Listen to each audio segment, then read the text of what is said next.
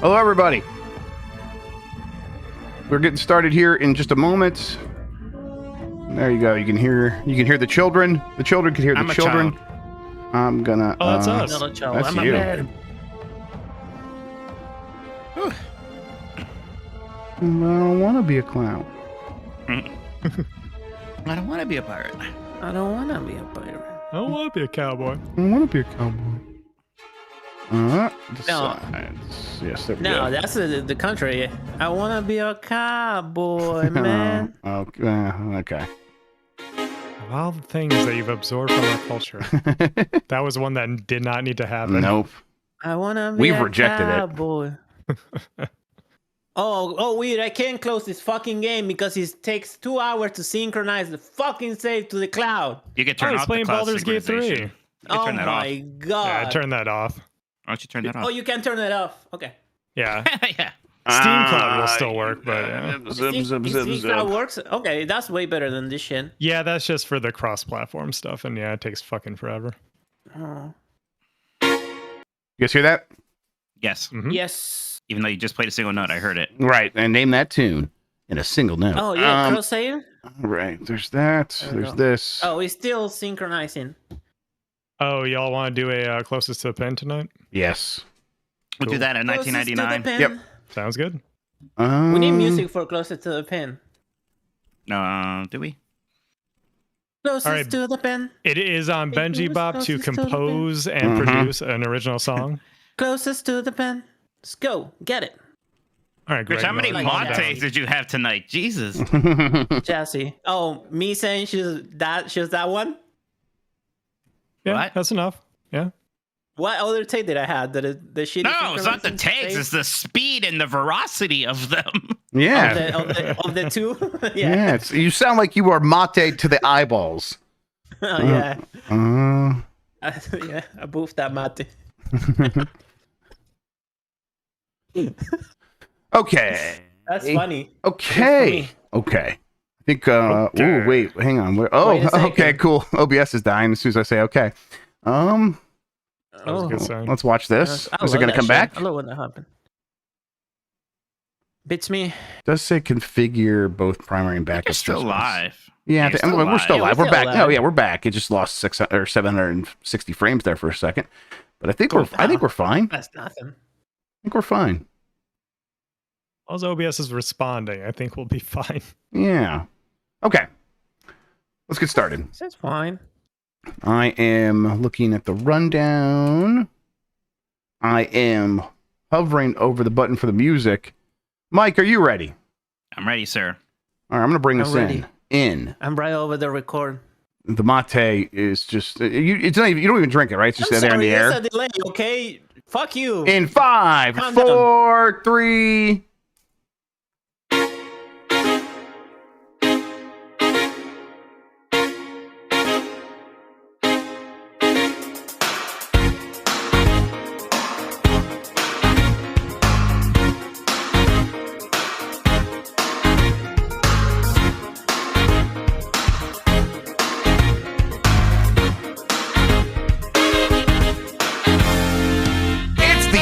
You're busy. Let's do this. Welcome to the Game Mess Decides podcast. This is the podcast where we decide everything about the world of video games so you never have to think for yourself. I'm your host, Jeff Grubb. With me is... Me, Mike Minotti. In today's episode, Keely doesn't want you getting excited about Gamescom. Xbox 360 store is dying, and Alan Wake is getting a spooky delay. But first, Mike, how are you doing? They are going to come for Zelda. I'm doing good, Jeff. How are you doing? I'm coming for Zelda. That's what I'm doing. I'm doing good. I'd rather be playing Starfield if I'm being completely honest. Like, that's just true. Yeah, I was doing that too. It's so weird to review two games. Like one I can't talk about like at all, and the other one they're like, yeah, let's tell everybody. Yeah, So, exactly. Okay. Yeah, I told them you're playing that. Like, yeah, it's sure, why not? I don't mind. Are you wearing your NASA shirt today because you're being cute about the Starfield thing? I mean, it was okay. It was the first shirt I picked up, but I definitely said yes to it because of Starfield. Yeah, that makes sense. That makes sense. Yeah, I mean, I probably would have worn it in either way, but here we are. Yeah, we got codes today for Starfield. That's what's going on. Well, I guess I mean, there's not much else to say about that. We're not allowed to say much else, but Right, I think we're allowed to say that we have codes we're playing it. I think we were able to say when the embargo is. I forget that part. yeah, I'll talk about it in a second. But I don't know. How are you doing otherwise? Oh, I'm doing really good. I did a show with Jeff Jarrett today. That was surreal. I was going to ask. Yeah, how, it seemed like it went well. I listened to what I could. Did you have fun? Yeah, it was a lot of fun. He's a nice guy. He was very interested when I told him about Arby's and how it started in Ohio. Yeah, I think we're buds. I think he seemed really impressed with my grilling knowledge. So I was very excited about that. He's from Tennessee, right? So he would exactly. He would appreciate that, I would think. You know what it is. You know what the problem is. I'm downloading Starfield on Xbox as well. I made a mistake. It's my fault. It's but who could do anything to stop that? Who could? What could be causing all these dropped frames? This is we haven't had any other dropped frames, but since then you've also broke it up on Discord. You broke up. Your video went pixely for a second. Do you want me to vamp while you pause that download, Jeff? I mean, it's almost done. Yes. All right. Yes. Just give me a second. Yes, all right. Yeah, Jeff Jarrett was a very fine fellow.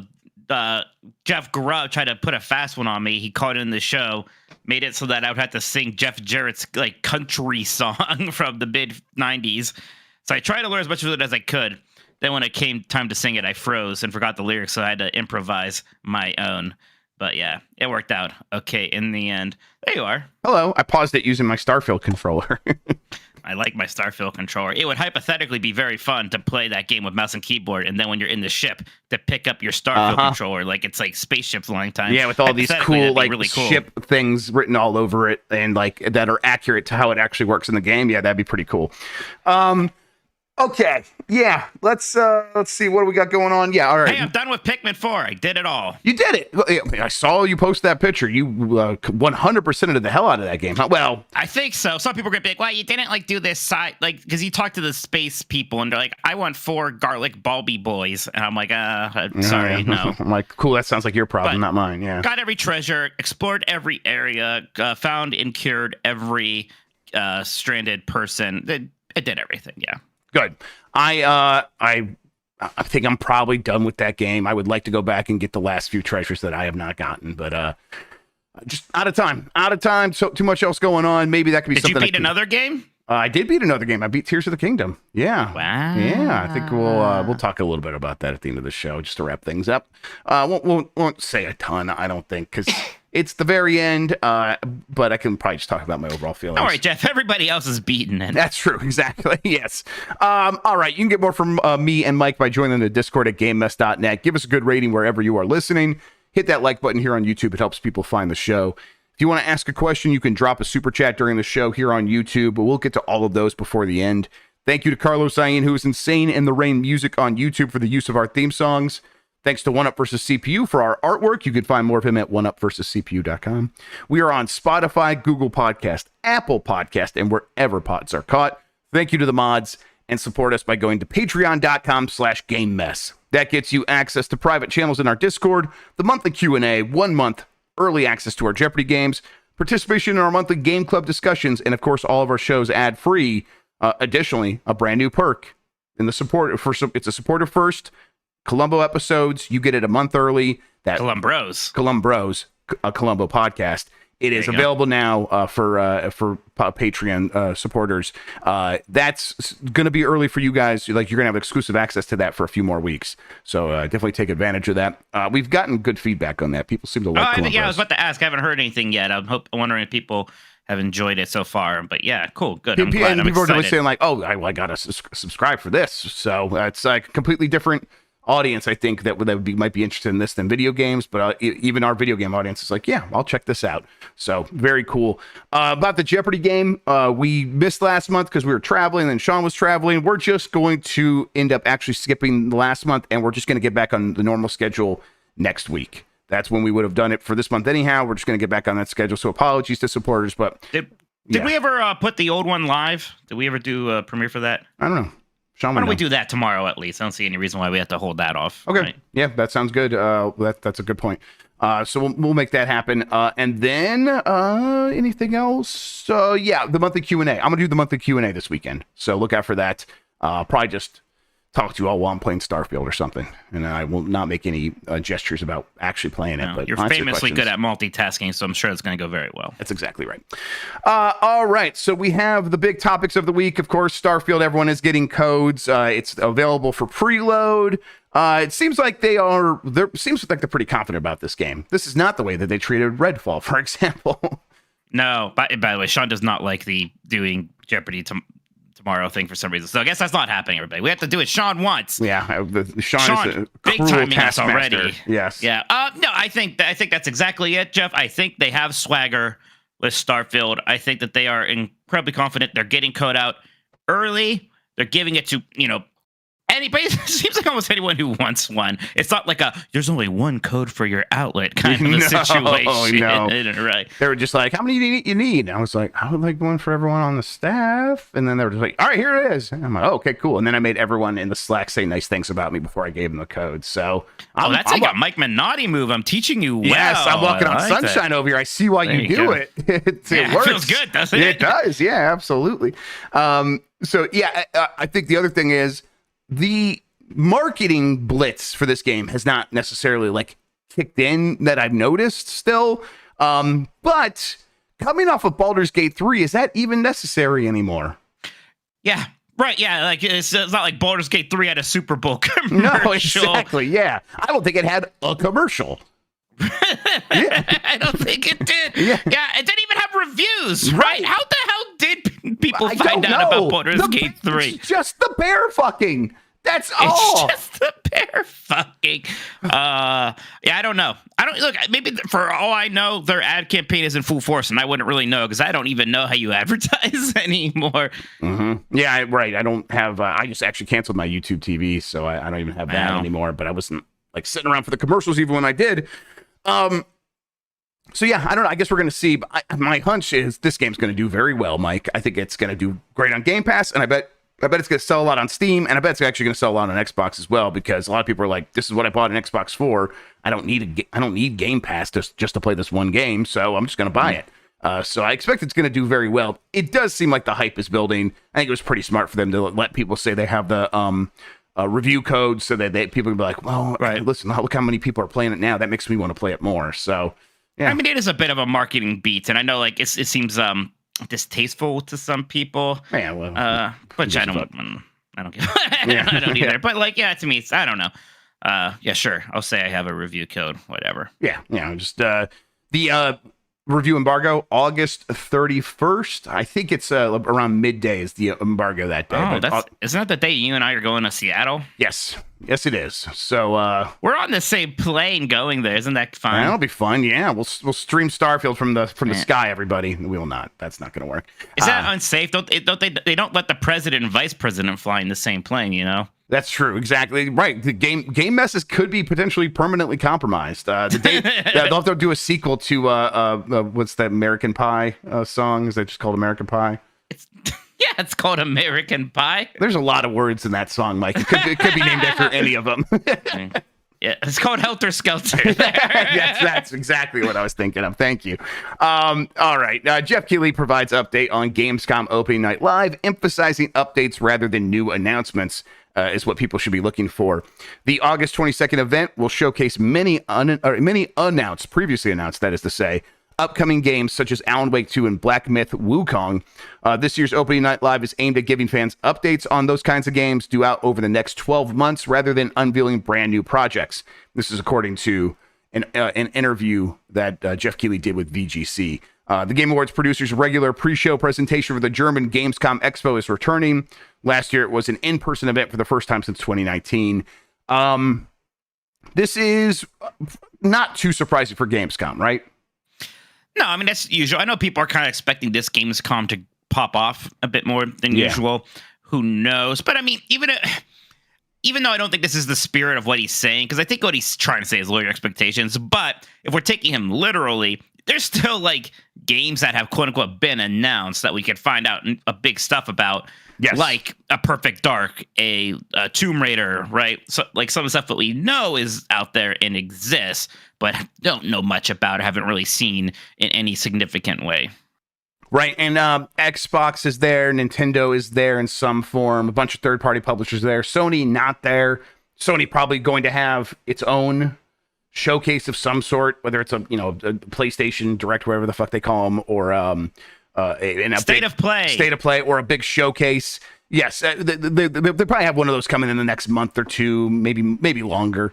Nintendo, though, going to have a Direct probably in early September, so will they have anything to announce at Gamescom? I know there's been rumors about that. Hardware potentially getting talked about in some form at Gamescom. That would still be very weird, but also not out of the realm of possibility. So, yeah, big things could happen. It's just like, I don't know. We always do the thing of like, let's list every possibility. And then by listing every possibility, it's like 1% of those things actually ends up happening. Sure. When in reality, like, of course, that's what was going to happen. So I really don't know where to set expectations if we're trying to tell people reasons to be excited. I think, and I'm inclined to believe the spirit of what Keighley was saying, as you said, and in that trying to lower expectations, like, because even the games that he did mention, like Black Myth Wukong, like I think that's the level of game that we're going to get updates on. Yeah, that's that one that you guys were all excited about, and I was like, really, this one? That's just the another. I don't remember being excited about. I think it looks graphically impressive. This is another Souls-like, right? Or am I thinking something else? I think you're thinking of Wang Fu. What's that game? We can understand my confusion. Wulong, yes. No, whatever. Fine. Good then. Okay. Yes. I don't know. I'll watch opening night live, but it's that's in 5 days. Man, people are gonna be really. Yeah, it's 5 days from now is when opening night live is. I'm glad I don't like. Part of me's like, it'd be nice to go to Gamescom, but now I'm like, I'm glad I'm not going to Gamescom. I'm glad I'm not going to Gamescom. Nah, Yes. I don't want to go to Germany right now, and especially we have to go to PAX. There are like we have peers. I mean, Tam and Lucy among them, and Dean, from Gainesby. They will just travel constantly. They're doing it all the time. I don't know. Tam and Lucy going to Gamescom and then going to PAX right after that. Yeah, I don't know how they do that. That would drive me bananas. Yeah, I'm definitely over that level of travel. It's fun. Every once in a while, every 3 months is kind of the maximum I could possibly do. And that is kind of what I'm doing. I can do a few a year, and that's kind of exciting enough. And otherwise, no, that's all right. All right. Microsoft will close the Xbox 360 store next year, resulting in more than 220 digital Xbox 360 games becoming unavailable for purchase. Users can re-download previous purchases, but after July 29th, 2024, no new purchases will be possible from the Xbox 360 store, including games and DLC. This applies to purchases made directly through the Xbox 360 console or from the Xbox 360 Marketplace website. While many of the games will still be playable via other means, approximately 220 of them will essentially disappear forever.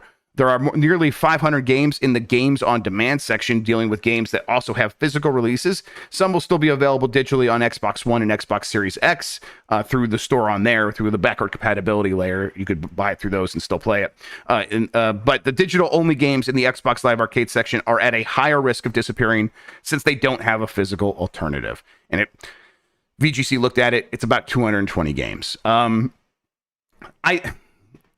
saw our buddy MVG saying this is why digital storefronts suck, and I'm just like, this happened. Like these games, a lot of these games were never available on physical store shelves because they wouldn't have made sense on physical store shelves.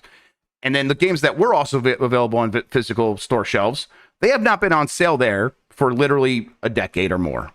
So it's like, if we're just talking about physical being better than digital, no, they both have their weaknesses, and clearly eventually the idea that they could just go away forever is digital's biggest weakness here. But at the same time, I don't know if I don't know what the solution is, because I don't expect these companies ever to keep these things open forever. So to me, the solution is, emulation, and we have that, and that's happening. Xenia is a very good emulator, and it's getting better all the time. And it's not a perfect solution, but if you want these games, you have until mid next year to buy them and have them and download them on your Xbox 360. And I think they're saying you could continue to re-download them. So I don't know. How do you feel about all this? Kind of two minds about it. I think there is that one half of me that games preservation, that's really important. It sucks these games aren't going to be around forever. And then there's this bigger picture, almost more philosophical point where I feel like some people have an expectation that everything is going to be around forever. I don't know if this ties into an inherent fear of immortality, but not every game is gonna make it in some sense, and like I already feel bad because I know it's so important for some people to preserve every game, and I think that's great. And like you said, some games are being preserved, maybe not perfectly, but I'd be lying if I said I would lose sleep if some games from 20 years ago or whatever, like like some of the, I don't want to say bottom barrel ones, some of the more obscure ones. I know not all of them are. They are going to disappear in the ether. Lots of media does disappear into the ether. I know we're all fascinated by lost media, but there's almost the opposite problem of, compounding media, I guess you can say, Jeff, right? Yes. It's, at a certain point it becomes, more, it's an exponential growth problem, of maintaining all this stuff. I will say that if we're worried about the digital games, and you don't want to do the emulation because emulation isn't perfect or whatever hang up you have. Let me tell you about the Xbox 360 hacking scene, which is cracked wide open. You could you could download every single game on Xbox Live Arcade these days, put it on a hard drive, and have it on your Xbox 360. And I would recommend doing that as opposed to trying to go through the store even now. If you're trying to play it on original Xbox 360 hardware. Should Microsoft be doing all that stuff? Yeah, but it's the lawyers are the problem. It's the rights holders that are the problem. They tried to do as much backward compatibility as they could. And what stopped them was not tech or their desire to do it. It was just getting through a wrangle of red tape to say, hey, we want to keep your game alive. And a bunch of people are we don't even know who to talk to get the approval for that. So we're just this is a headache that we don't even care to solve. So even if you have a lot of interest, Microsoft, us as the publisher or the rights holder or the presumed rights holder, we are not interested in meeting you halfway on this. So, that stuff, is there a solution for that stuff? Probably. And I hope the Video Game History Foundation continues to push for more reasonable digital library rules going forward, especially as these games leave store shelves or as these digital stores close. It would be nice for all of these games to just end up going on a digital library and you could borrow it from there, and that would be great. That does happen in so many words, though, when it comes to archive and again, all these ways to emulate these games. So it is weird to me when the takeaway is, well, digital is bad. So physical media is almost infinitely more ethereal than digital is, right? I mean, you were just talking about your Link's Awakening cartridge. The battery died on that. Yeah, I can replace the battery, but still, it's other things will fail. Well, yeah, these things are all going to disintegrate and deteriorate at some point or another. That is not the permanent solution either, right? Right. So the only hope, if we want this stuff to actually be preserved, is eventually going to be digital. I don't know. It's tricky. It's complicated. I want to just say I can't get mad about storefronts closing, though. I never have, honestly. I wasn't even that upset about the Wii U storefront going down necessarily. I'm always happy when people do find ways of preserving them. Yes. But I don't know. There's a part of me, it's I feel like the important stuff usually is preserved one way or another. I know there's always going to be examples and slip-ups here and there. But I don't know. Maybe I'm being lax about it. Yeah, maybe. Yeah, I think that's... right. Sean's not having it. Sean's saying a DVD likely ain't going to die in our lifetimes, though.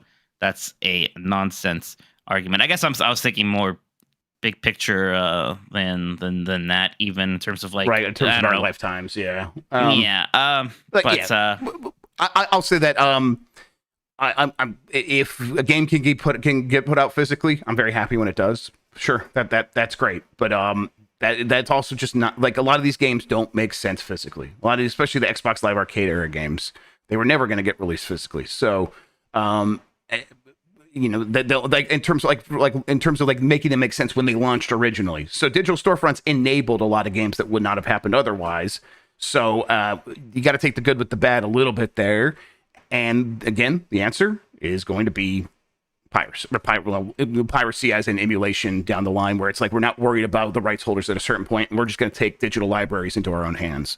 That's how I felt about it for a very long time now, because I grew up in the NES era, where a lot of the games that I grew up on are licensed games that are never going to get re-released ever again. And if they do, it's in some weird form, like even Mike Tyson's Punch-Out, never going to get released as Mike Tyson's Punch-Out ever again. And I could definitely go track down a cartridge. Those exist. But if you know, that's not like that's just an easy thing for anyone to do. What is easy is to load up an emulator, and now anyone can have access to that experience, and that's a good thing. I mean, what we really do need is the kind of, I don't know if legalization is the word, but we need the normalization of emulators.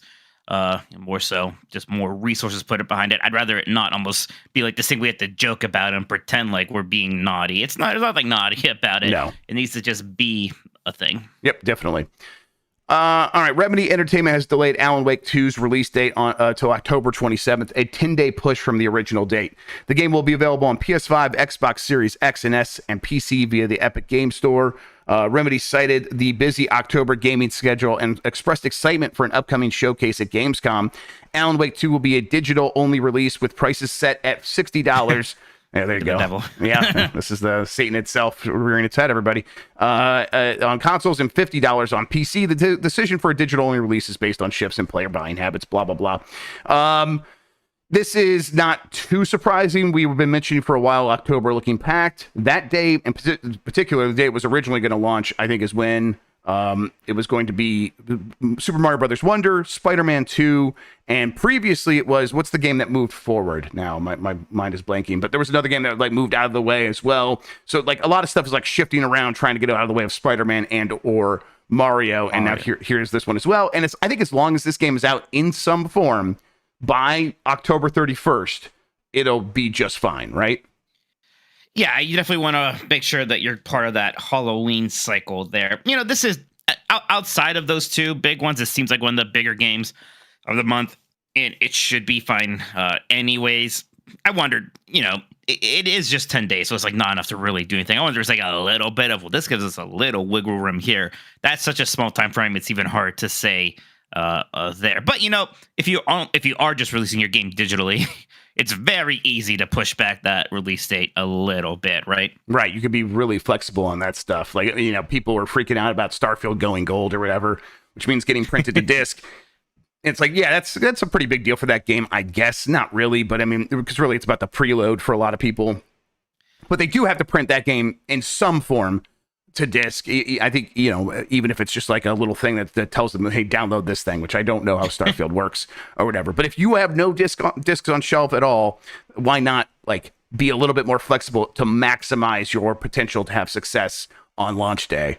And Alan Wake 2 is going to do that. I think the excitement for Alan Wake 2 is real, but you could feel like there's a world in which, like, you know, Spider-Man 2 sucks all the oxygen out of the room, and maybe there's a slight chance that, you know, 5% or Alan Wake 2 does 5% fewer sales than it would have done otherwise. And it's like that could be a pretty detrimental thing for a game like Alan Wake 2. They want to get every sale possible right away, and I think getting out of the way is the smart thing to do.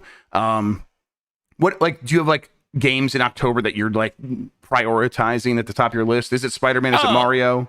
It's probably Mario and Alan Wake 2 to be. I mean, Spider-Man is so weird to me. I don't know why I'm not feeling like any hype for that whatsoever at the moment. Like, I liked both of those Spider-Man games a lot, and right now for some reason my mood is I just can't really put headspace for Spider-Man 2 right now.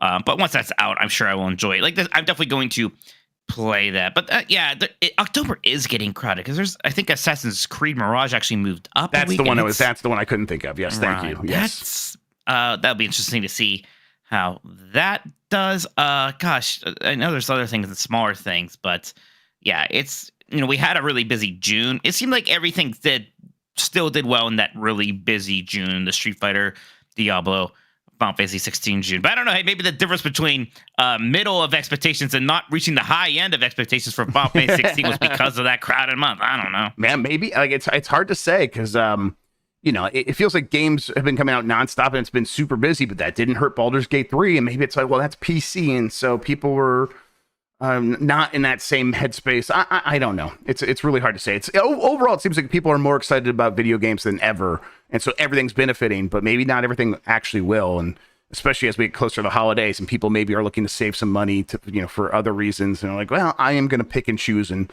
I think a lot of these games are afraid of being the ones that don't get picked. Real quick, Spider-Man. Yes. Spider-Man 2 not going to be as big as Spider-Man 1? There's no chance in hell, right? No, it'll be huge. What we're experiencing right now is a weird Right. It's just this thing. Yeah, it's like this just weird, like it's such a known quantity, but once it's out, like that that bigger audience that did get Spider-Man 1 and Miles Morales, as soon as it's available for them to get, they're going to roar to life, right? That's what's going to happen. I think it's going to do very well. And, that hype might pick up a bit more as we get closer. I mean, I don't know about you. I felt the same way about God of War Ragnarok, and that game That's did right. very, very, very well. And I played it and had a lot of fun with it. Okay, so here's another October game.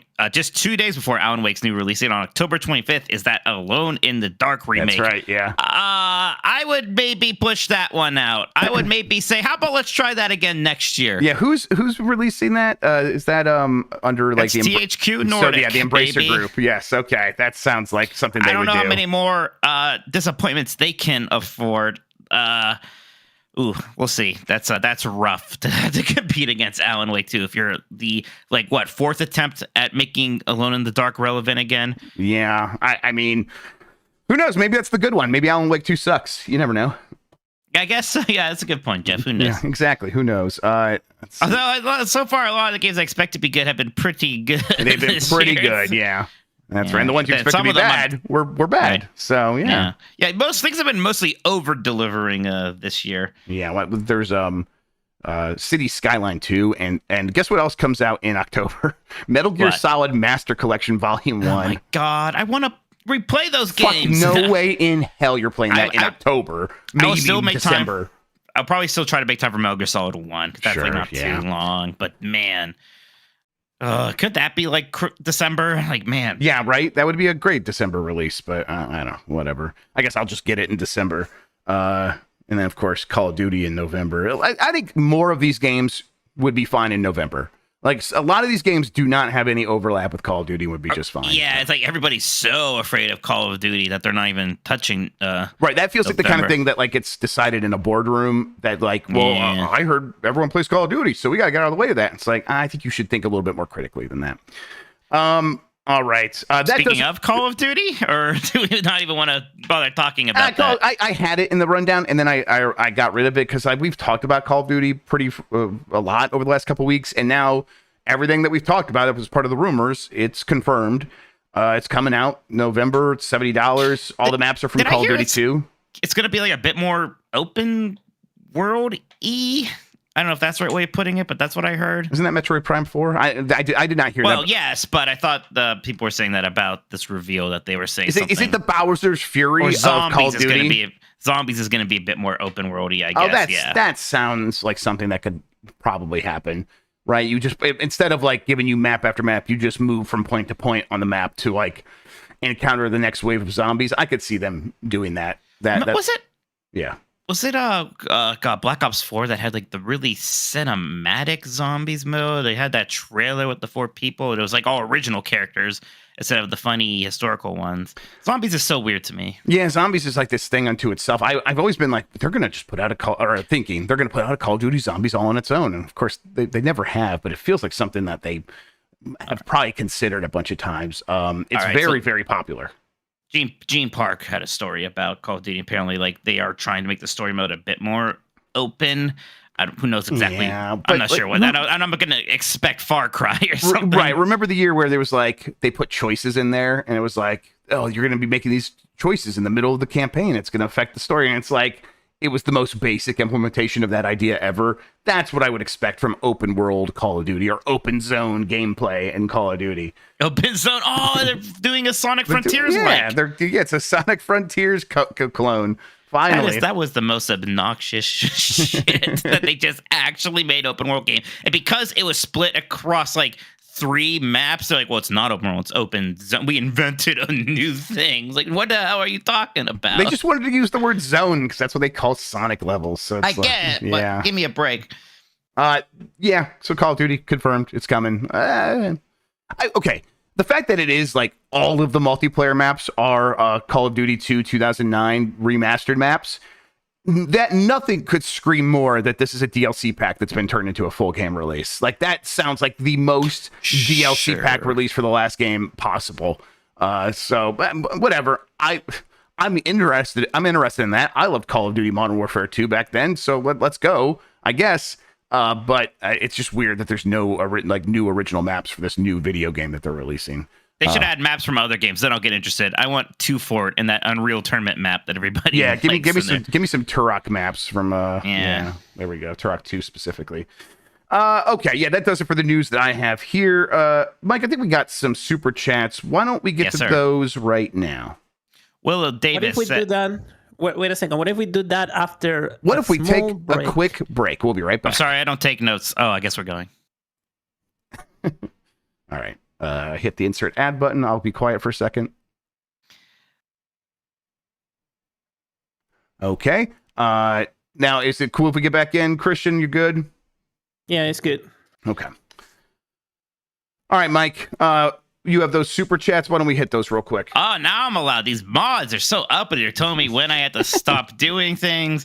Sean is openly disagreeing with me in chat. How dare he? He defies us. You defy me openly.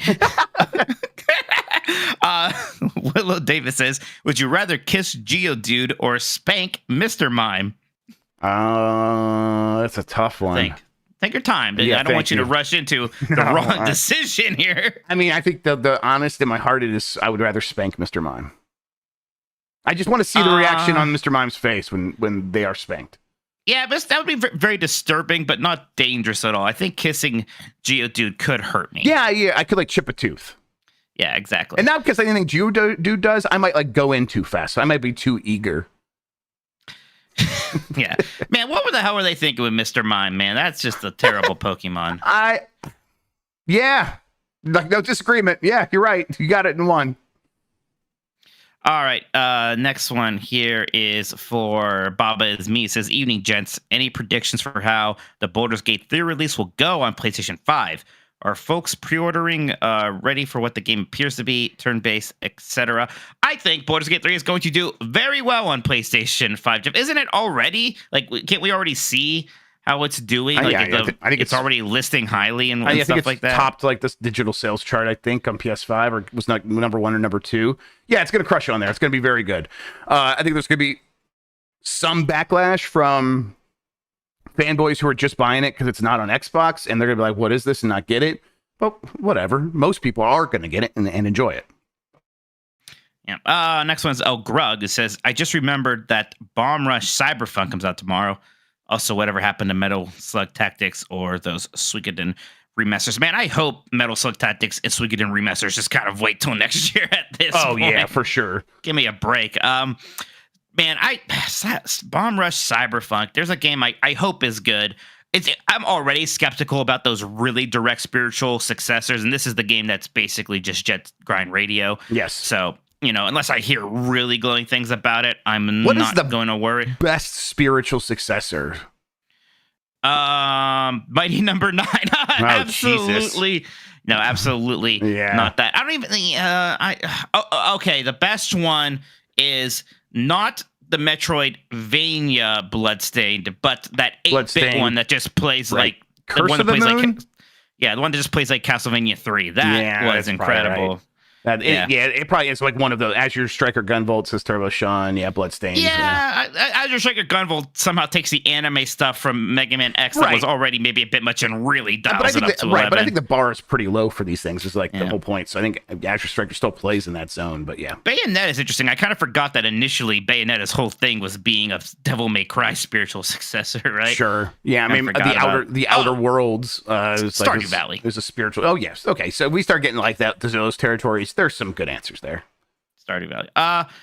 Okay, next one here is from Steph Tendo. It says, next one's from Rogers OG. We'll get to you in a second, Steph Tendo. I genuinely feel bad for anyone having to cover new games this fall. For me, Starfield might as well be the final release of the year. So I'm going to be playing for a very, very long time. There's a ton of games. I was thinking about this. I'm really enjoying all these games, obviously. I could have been happy just playing Street Fighter 6 for another couple months. Maybe getting more characters to Platinum, seeing if I could really grind to Diamond on a character, but now it's man, there's no time right now. I'm going to jump back in there on another season, or maybe after some more characters come out. Yeah, I'm I basically kind of ran through. I didn't rush Tears of the Kingdom by any means, but I was not done with it. Like I could have kept playing, and I would have been happy like slowly playing that through the rest, probably through not completely the end of the year, but probably for another month. I would have found more stuff to do. I'm happy. I'm satisfied. I'm not going to pick it up again probably for the rest of the year. I'll get back to it at some point, but yeah, it is a little frustrating, but also, I did take my time with that game. I've been playing, it's like almost half a year now since it came out. Yeah, exactly. So it's like, whatever, that's fine. It happens as well, especially if I do want to move on to these other games. So, oh well, it's a little bit annoying, but let's keep it real. Too many games is a cool problem to have.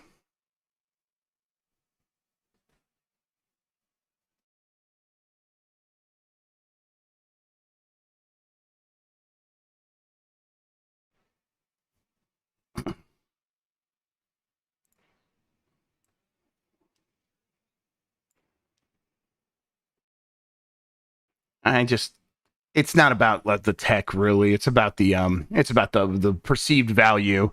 Yeah, I mean, Nintendo was charging $10 for N64 games until really recently, and that just with the Switch generation, they were finally like, all right, we can put these in a service, or we start to view N64 games as kind of being that same zone as Super Nintendo and NES games.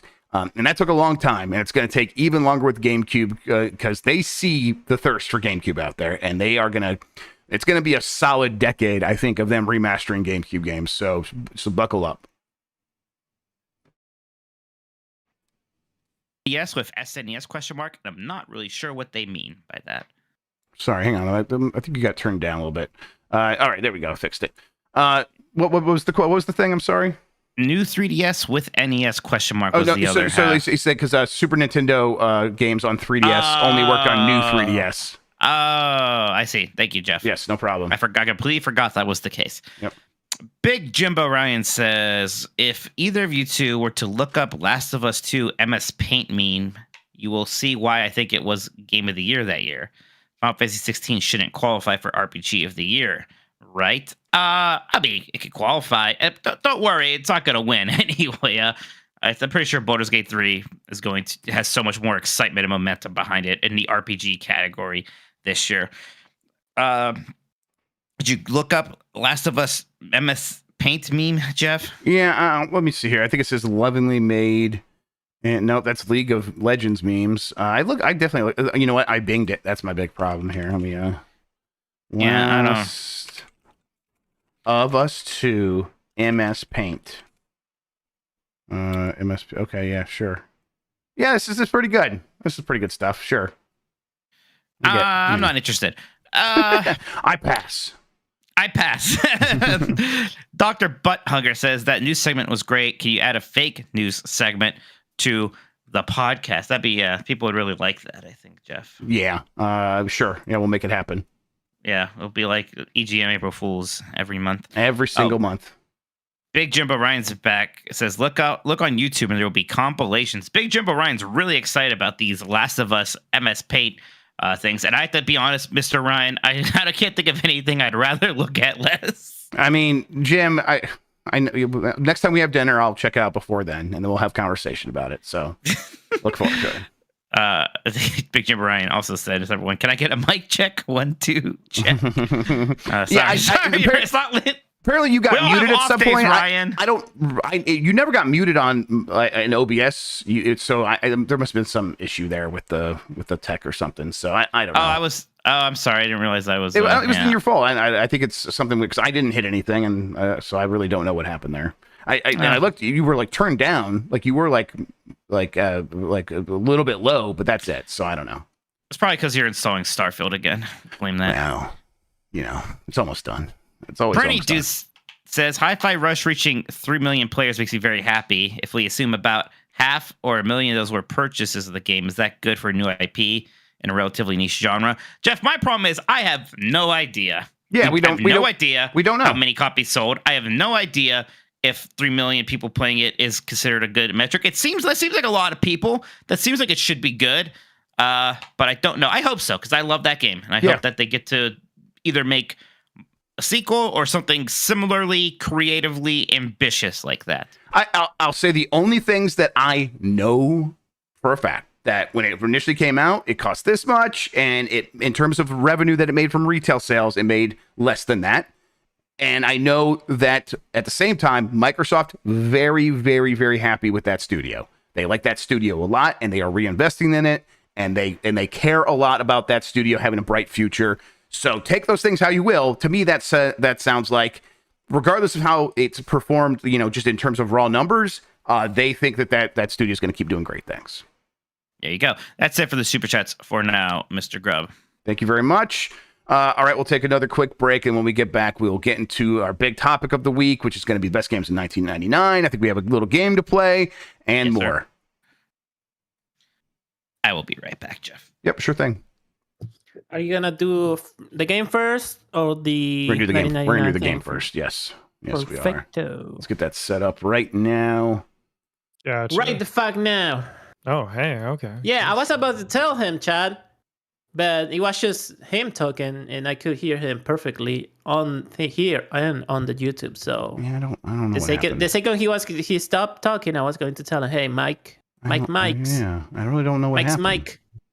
It's it's weird. I did Yeah, reinstall some my. I people did. in chat saying like somebody said something. It's like he was. I did update my drivers earlier today, and I wonder if I just need to. Oh yeah, the fuck around beautiful with OBS. drivers. Yes. You're gonna update those, baby. I updated those sweet, beautiful drivers. Okay, So beautiful. let's see. He is streaming it. There's that. Sure. And That's right. how do I do this? I think I do it like this, and then I showed on video to the participants. No, There we go. and then You go to the tree, to the Three-piece. watch along. I got to turn Your on. camera is like cut on your square, by the way. Yeah, I know. It's just because things are getting moved around. Just give me a second. It'll be Okay. it'll be fixed when we go back to everything in a second. Were you a Oh, little your bit bigger comment on the is screen and you cut you down so you didn't look But as it's just bigger than Mike? because it's I'm getting set up in the other scene and because so Yeah. everything's I need to like show the No, game. I get that. Yeah. All right. Choo-choo-choo. There's that. Shit.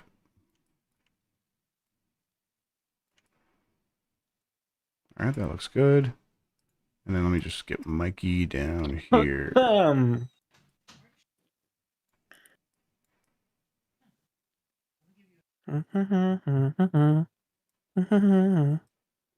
I'm playing as Guts from the Anniversary Oh, congratulations.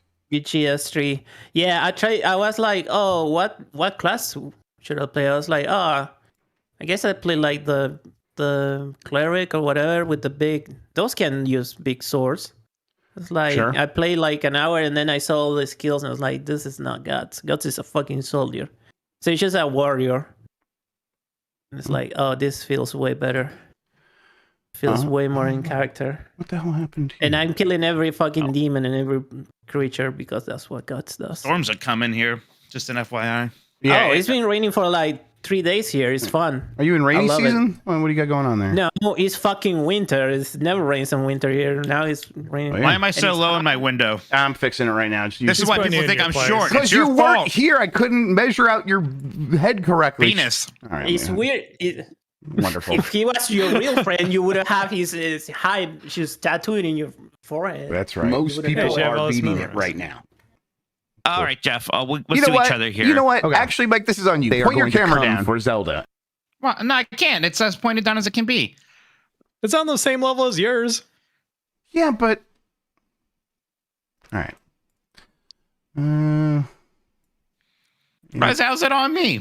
I don't know. it Then you just can is. pop out the window. You screamed it so assertively. I'm like, what did I do? Well, it's just, I don't know. For some reason, it's more. I'm having a difficult time like getting yours centered so that you look fine. But there we go. You're still a little bit shorter, but you have to live with that. No, his head's lower than mine. I see what you mean. Like, but I definitely have like do this. this, just crouch on yours and this let guy. your eyes just you. Yeah, it's a That's little bit. because Mike fixed his scoliosis for a second there whenever he wants to actually seem like he's tall. Yeah, exactly.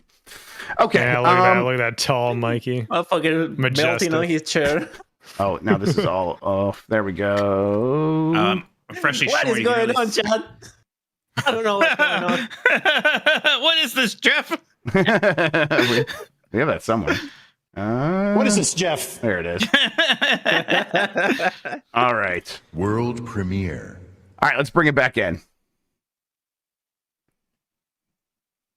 All right, we're back, and we have a closest to the messy pin. I understand it's volume 13. That means I have to hand the show over to Turbo Sean. Sean, it's all yours. Thank you very much. That's right. Been a while since we've done one of these, but we are back with Closest to the Messy Pin, presented by me, powered by Metacritic, executively produced by Benji Bob. Rules, if you have forgotten, is every round the boys will be given a certified retro game, that means older than 10 years. Goals to predict the game's score as it stands on Metacritic.com. We use a closest to the pin scoring system, which means that for every point deviated away from the actual score you will gain 1 point. It is golf rules, hence the golf pun. The goal is to have the lowest score at the end of the game. If you guess the exact number instead of 0, you will have 5 points reduced from your total score. Now, once again, it's been a while since we did one of these, so I'm just going to flip a coin to see who goes first, because I don't remember. Who could possibly know? And let's see, that would be Jeff will be picking first. So, gentlemen, the first game is Batman Begins for a Nintendo GameCube, Incredible. released June 14th, 2005. 38 critic reviews make up this score. Jeff, how are you feeling about this one? I am feeling pretty bad because it could be such a wide number of choices. I'm gonna go with a 70. I think it's a 70. It's bad, it's not good, but it's also not nearly as bad as Dark Tomorrow, so I'm gonna go with the 70. That's also not a bad score. What is this? I mean, I think okay. I think kind of is back then. Back then, Sean, it's a you pretty weren't bad there. score. Yeah, it's What do you bad. mean I wasn't? You were Fuck there off. just an itch in your daddy's crotch. Yeah, you don't know. Listen, I may have only been in middle school, but I was reading Nintendo Power, goddammit. Yeah, I think it's a bad score back then. I looked up these Metacritic scores actually when I was looking at the Batman games for Jeff. Oh no. And I remember this one was low, but not as low as I would have thought. But still, I think it was maybe worse than I'm going to say 68. An atrocious score, truly. Yeah. Honestly, yeah, Sean, back then, nobody considered any games that were in the 60s. Absolutely. To be Yes. clear, still today. Yeah, one really yeah. does. No, I remember because I was very salty that everyone Nintendo Power gave Mega Man Battle Network 6 like 6s out of 10s. They were like, it's the worst fucking game of all time. I'm like, something doesn't add up here. That's how All it right, works. anyways, Batman Begins is currently sitting at a 66. Okay. So Mike was a little bit closer there by 2 points. I like it. I like it. I like it. Of course you do. Game number 2 is going to be Batman Beyond Return to the Joker for the Nintendo 64. Release date December 13th, 2000. Only 5 critic reviews to work with here. Mike. I think this game's supposed to be pretty bad. It's not as like infamously bad as like Superman 64 though. I'll go with a 50. Right in the middle. All right. Yeah, I it's only 5. I wonder if people only reviewed it because they hated it and thought it would be funny. I don't know. I think I'm going to go higher, which I'll probably end up regretting. I'm going to go with 55. Okay. Batman Beyond Return of the Joker. The classic is in that. A 24 Holy on shit. Metacritic.com. Whoa, I said the lowest we've ever had. Oh my god. I sense that It might Backrub, be. It might be. Backrub may return, everybody. No. Putting the cape and collar back on. And good God. All right. Holy all right. shit. Jesus Christ. It's all uphill from here, I hope. As we go into game number 3, Batman Arkham City. Surely this one is a bit better than a 24. The PlayStation 3 version specifically, October 18th, 2011. 42 critic reviews. Jeff. I am going to say that this game got a 92. I think it was very highly reviewed. That feels right, but I don't know for sure. All right, 92, final answer? Yes. All right, Mikey. Yeah, this game was very well reviewed. I'm just going to hope maybe the PlayStation 3 version did a little worse because PlayStation 3 versions often were a little worse. So I'll say 91. All right, 91. I'm surprised you didn't go for 100. It is the 10 out of 10 edition after all, right? That's right. All right, well, Arkham City currently sitting at 96. Wow, It was okay. on the high end. Man, Okay. Good call there, Jeff. man. Good game. 6. That's really Yeah. good. That's It's a as good very as Tears good of the game. Kingdom and Baldur's Gate 3 now, Yeah. right? Oh, did Baldur's Gate 3 get down to 96? That's Yeah, I think Eurogamer somebody finally like gave it like an okay review score finally. Right, Like okay. like a 4 out of 5 How stars. dare they? Yeah. People were very upset. Imagine that. Yeah. Well, hey, 4 out of 5. That's Metacritic's fault. That's not on them. Mhm. Game number 4, Lego Batman, the video game, Xbox 360, September 23rd, 2008. 49 critic reviews. Quite a few there for Yeah. a slightly earlier Yeah. game there for online reviews. Mikey, how are you feeling? It's just still relatively early on in the everything's a Lego game phrase. A little, not that early on, still pretty early on. I think people didn't like this one, if not spectacularly so. I'm going to say an 83. Okay. Yeah, it's like so hard to pin these ones down. I think I can't go higher than an 83, and I was already kind of leaning towards like a 78. So I think I'll just go down one more to see if I can catch up to Mikey and say a 77. Hope Okay, hope a for little the bit hope, lower there. hope for the best. All right. Well, the first Lego Batman, unless I'm somehow mistaken there, has a 76. So close. You were close there, Jeff. So close. Wow. Oh, Man. man. All right, that makes it interesting though, because Yep. Mike was quite a bit off there, which means that heading into the final game, the boys are tied at 40 Ooh. points apiece. Game number 5 is Lego Batman DC Superheroes, but here's the twist. The iOS version released April 25th, 2013. 12 critic reviews. Jesus Christ. Jeff? Let me go. Can I go get my dartboard out real quick? Let's say, man, I'm gonna say an 80. Okay. Solid score. I played that game at E E3. I'm going to say a 79. Shit. I never go. read it, but Mr. Bob always puts "we don't price this right" in the rules, and I just love it when you guys do it. Uh-huh. Anyways, that's what you need to do Oh, here. yeah, that's totally gonna work. This here, is the yeah. one situation where you have to. Right, Well, it's just higher this or will lower. decide the game. Yeah. Is it in the 80s or above, or is it in the 70s and below? Who's gonna get here? The correct answer is No! Jeff is on the right side of history God damn there. it. Final score: Mike 42, Jeff 41. All those fucking Good 4 out of game, 5 boys. reviews from these stupid Uh-huh. mobile game sites. Damn it. I am the knight. Still. Shit.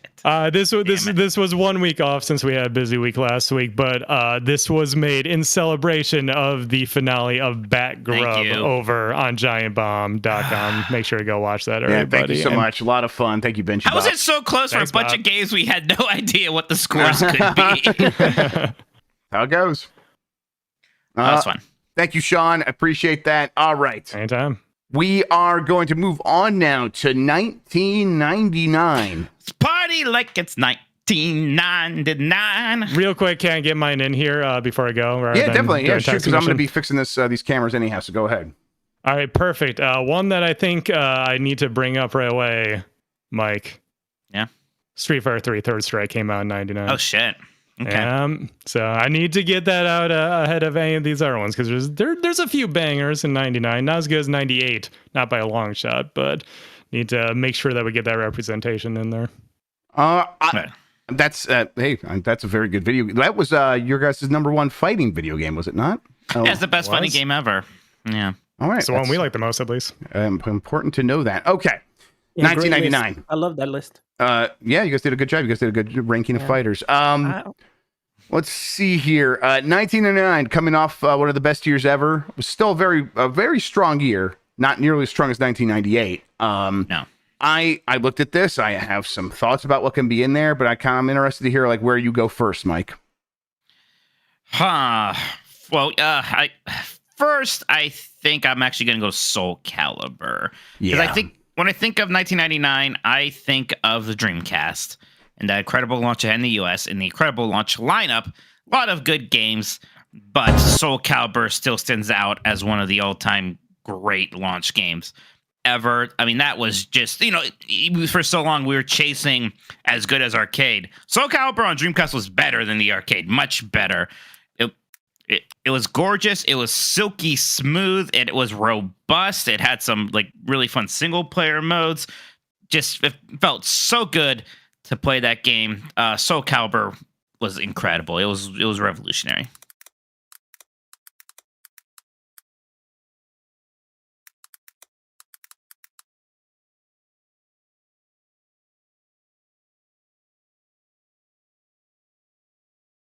Jeff, I think you're muted now somehow. Just as you're muted, yeah. It's a good game, is what I was saying. Sorry about that, everybody. I muted the wrong bus. That one was on me. I was about to say, what's going on? That one was just that was just human. That one was definitely human error. Soul Calibur is an incredible game. It was going to be my first choice as well. It was for that time, just stunning. Like you hadn't seen anything like that at home before, and especially one that played so smoothly and looked so good, and that was so instantly fun. A reason to get a Dreamcast all by itself. It's just an incredible video game. So, Soul Calibur definitely up there for me. I really love that game. I will get the list up here for video watchers here in a second. There are a couple I think I might just start listing off that I'm not sure are going to make it that I like. I really like Homeworld. I like that game a whole lot. Like a 3D strategy game, and not 3D as in like, oh, it's got 3D graphics, as in like you can move in all directions because it's space, and that and having these units move around, they really figured out how to make that fun and work. It's one of the better early PC real-time strategy games that you just couldn't do that anywhere else. You needed a PC for it. And it's got this really great sci-fi look and feel, but it was like kind of Spartan because it's like it has lots of like these spaceships out in space and early 3D PC graphics, but they had a lot of style added on top of it. So I really like Homeworld a lot. I'm gonna put it on the consider ones. My brother AJ played Homeworld, and I was always a little intimidated by it. I wish I played it myself. Definitely is. I like even since like I'm playing it back then. Like going back to it, I've been a little intimidated actually, even though I've enjoyed it a lot at the time. I don't know. There's just not a lot of obvious ones this year, Mike. That's where I'm at. I think there's a couple more. The first Tony Hawk's Pro Skater, Jeff, came out in 1999. Yeah, that's definitely the other one for me. Right, and it's like my only hesitation is that there are even better sequels for sure, but this first game was still really, really cool. It was still big deal. And I almost had like what I'm experiencing with Baldur's Gate now, or even Pikmin, like this thing I thought I wouldn't care about. When Tony Hawk's Pro Skater came out, it caught everybody by surprise. Everyone got caught in it. Yeah. No, everybody was like, oh, a skateboarding game. I think we were all like, whatever. And then everyone's like, it's really good. So I think everybody eventually just kind of rented it and was like, oh man, this is awesome. This is like the best feeling thing ever. And then like, I don't know, it's like everybody became a Tony Hawk's Pro Skater fan. You could see why we had yearly releases of that for a good while. Yeah, I think I was probably working one of my first jobs a little bit after it came out, but it was just like, man, I would just talk to people, and like they wouldn't. A lot of people I would work with be like, I don't play any games, but I do play Tony Hawk. Tony Hawk was like that game back then. It was kind of like the original Call of Duty in a lot of ways. And it did a lot for skateboarding. It's like hard to say how big it was because it's like you could try to put it into words, but unless you were there, it's hard to feel the power it had to make skateboarding popular, to make ska something in a lot of people's lives that they hadn't heard before. And the game itself just played immediately. It played really great, and it was like the things that were missing were the manual, the ways to string the combo system together, which would become super important to the series, obviously, but everything else was already there. Yeah. The look, the feel. Bob Burnquist? Yeah, Bob Burnquist, yes. The Christ Air, Rune Glifberg doing the Christ Air, all that stuff. It's just, it's a kind of one of my favorite games of all time, and Tony Hawk's Pro Skater, or favorite series of all time. The Tony Hawk's Pro Skater was so good right away that I feel like, probably does make this list. All right, there's two big racing games, Jeff, and one of them is Gran Turismo 2. Yes. It was like the best selling PlayStation 1 game, or like one of them. Incredibly ambitious, just ridiculous what that game was able to do in the PlayStation 1. But the other one is Ridge Racer Type 4, and that's not as robust or as technologically impressive a game as Gran Turismo 2 is. But I'll take Ridge Racer 4's really sort of good, style and aesthetics, and it feels so good. I mean, I'm always going to prefer something a bit more arcadey than the Super Sim. Even but like Ridge Racer 4 is it's arcadey, but it's not like you're playing Outrun or Mario Kart or something all of a sudden. It's still cars. It's just very drift heavy, and I like the drifting in it a lot. But one of the best soundtracks of all time. One of the best looking PlayStation 1 games. Like, nope, I don't think any other game. There's a few, but I can't think of too many other games that look better as a PlayStation 1 game than Ridge Racer Type 4. Yeah, I will add a third racing game that, just for consideration, Beetle Adventure Racing is one of the best racing games on a platform that had a lot of good racing games, the N64.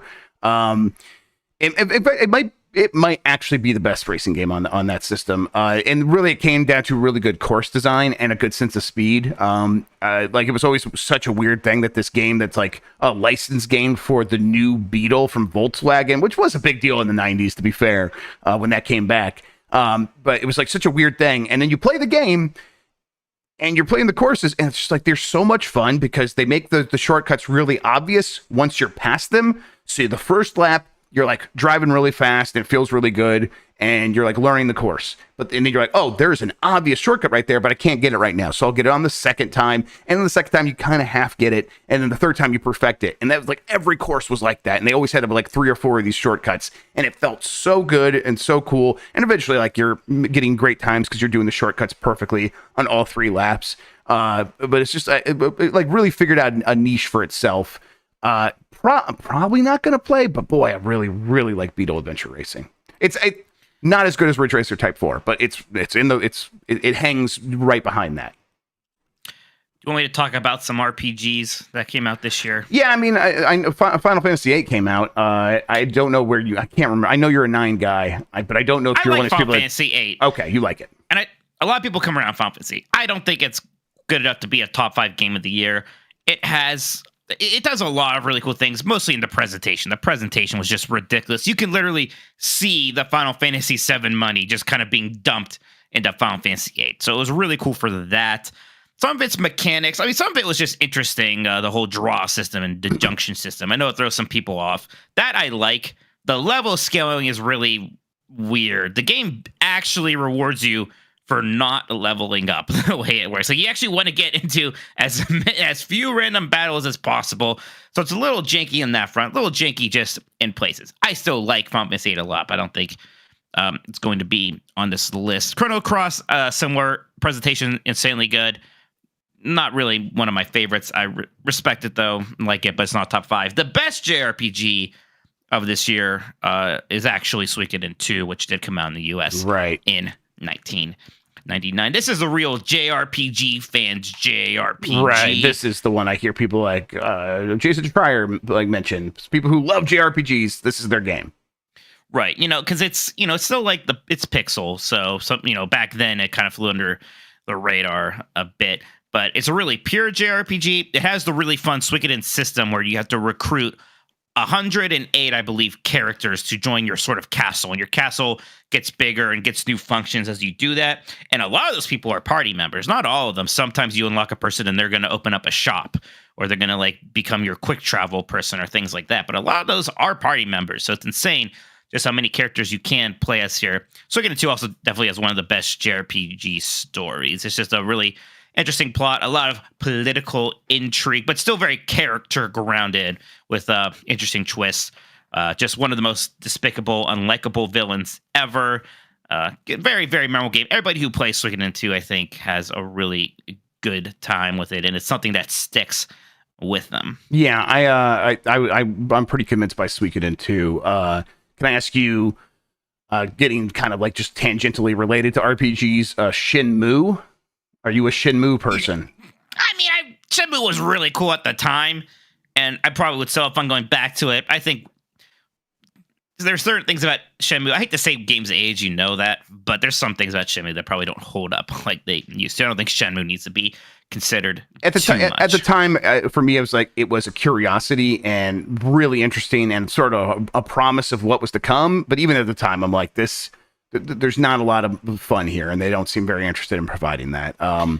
EverQuest was 1999, very important game. I don't know. Yeah, I think it's important, and maybe that is enough to get it in the top 5, depending on like where we're at. I think there's probably already enough games to push it out. But if, like we mentioned, like for example, I think this is the year that Counter-Strike as a Half-Life mod came out, which I think we would probably count that as like the release of Counter-Strike, because I didn't even think about that. It's always been a mod until Go. According to Wikipedia, it's oh gosh, you're right. It's confusing because like 2000 is when it had like its boxed Windows release. Exactly. It was a mod. It was still that. It was still the mod when it came out as the boxed Windows release, basically. So I don't know. How do you want to come down on that? Let's consider it. Let's put Counter-Strike up there for now. That's definitely because I didn't even think about Team Fortress Classic in 1998. Wouldn't have really played.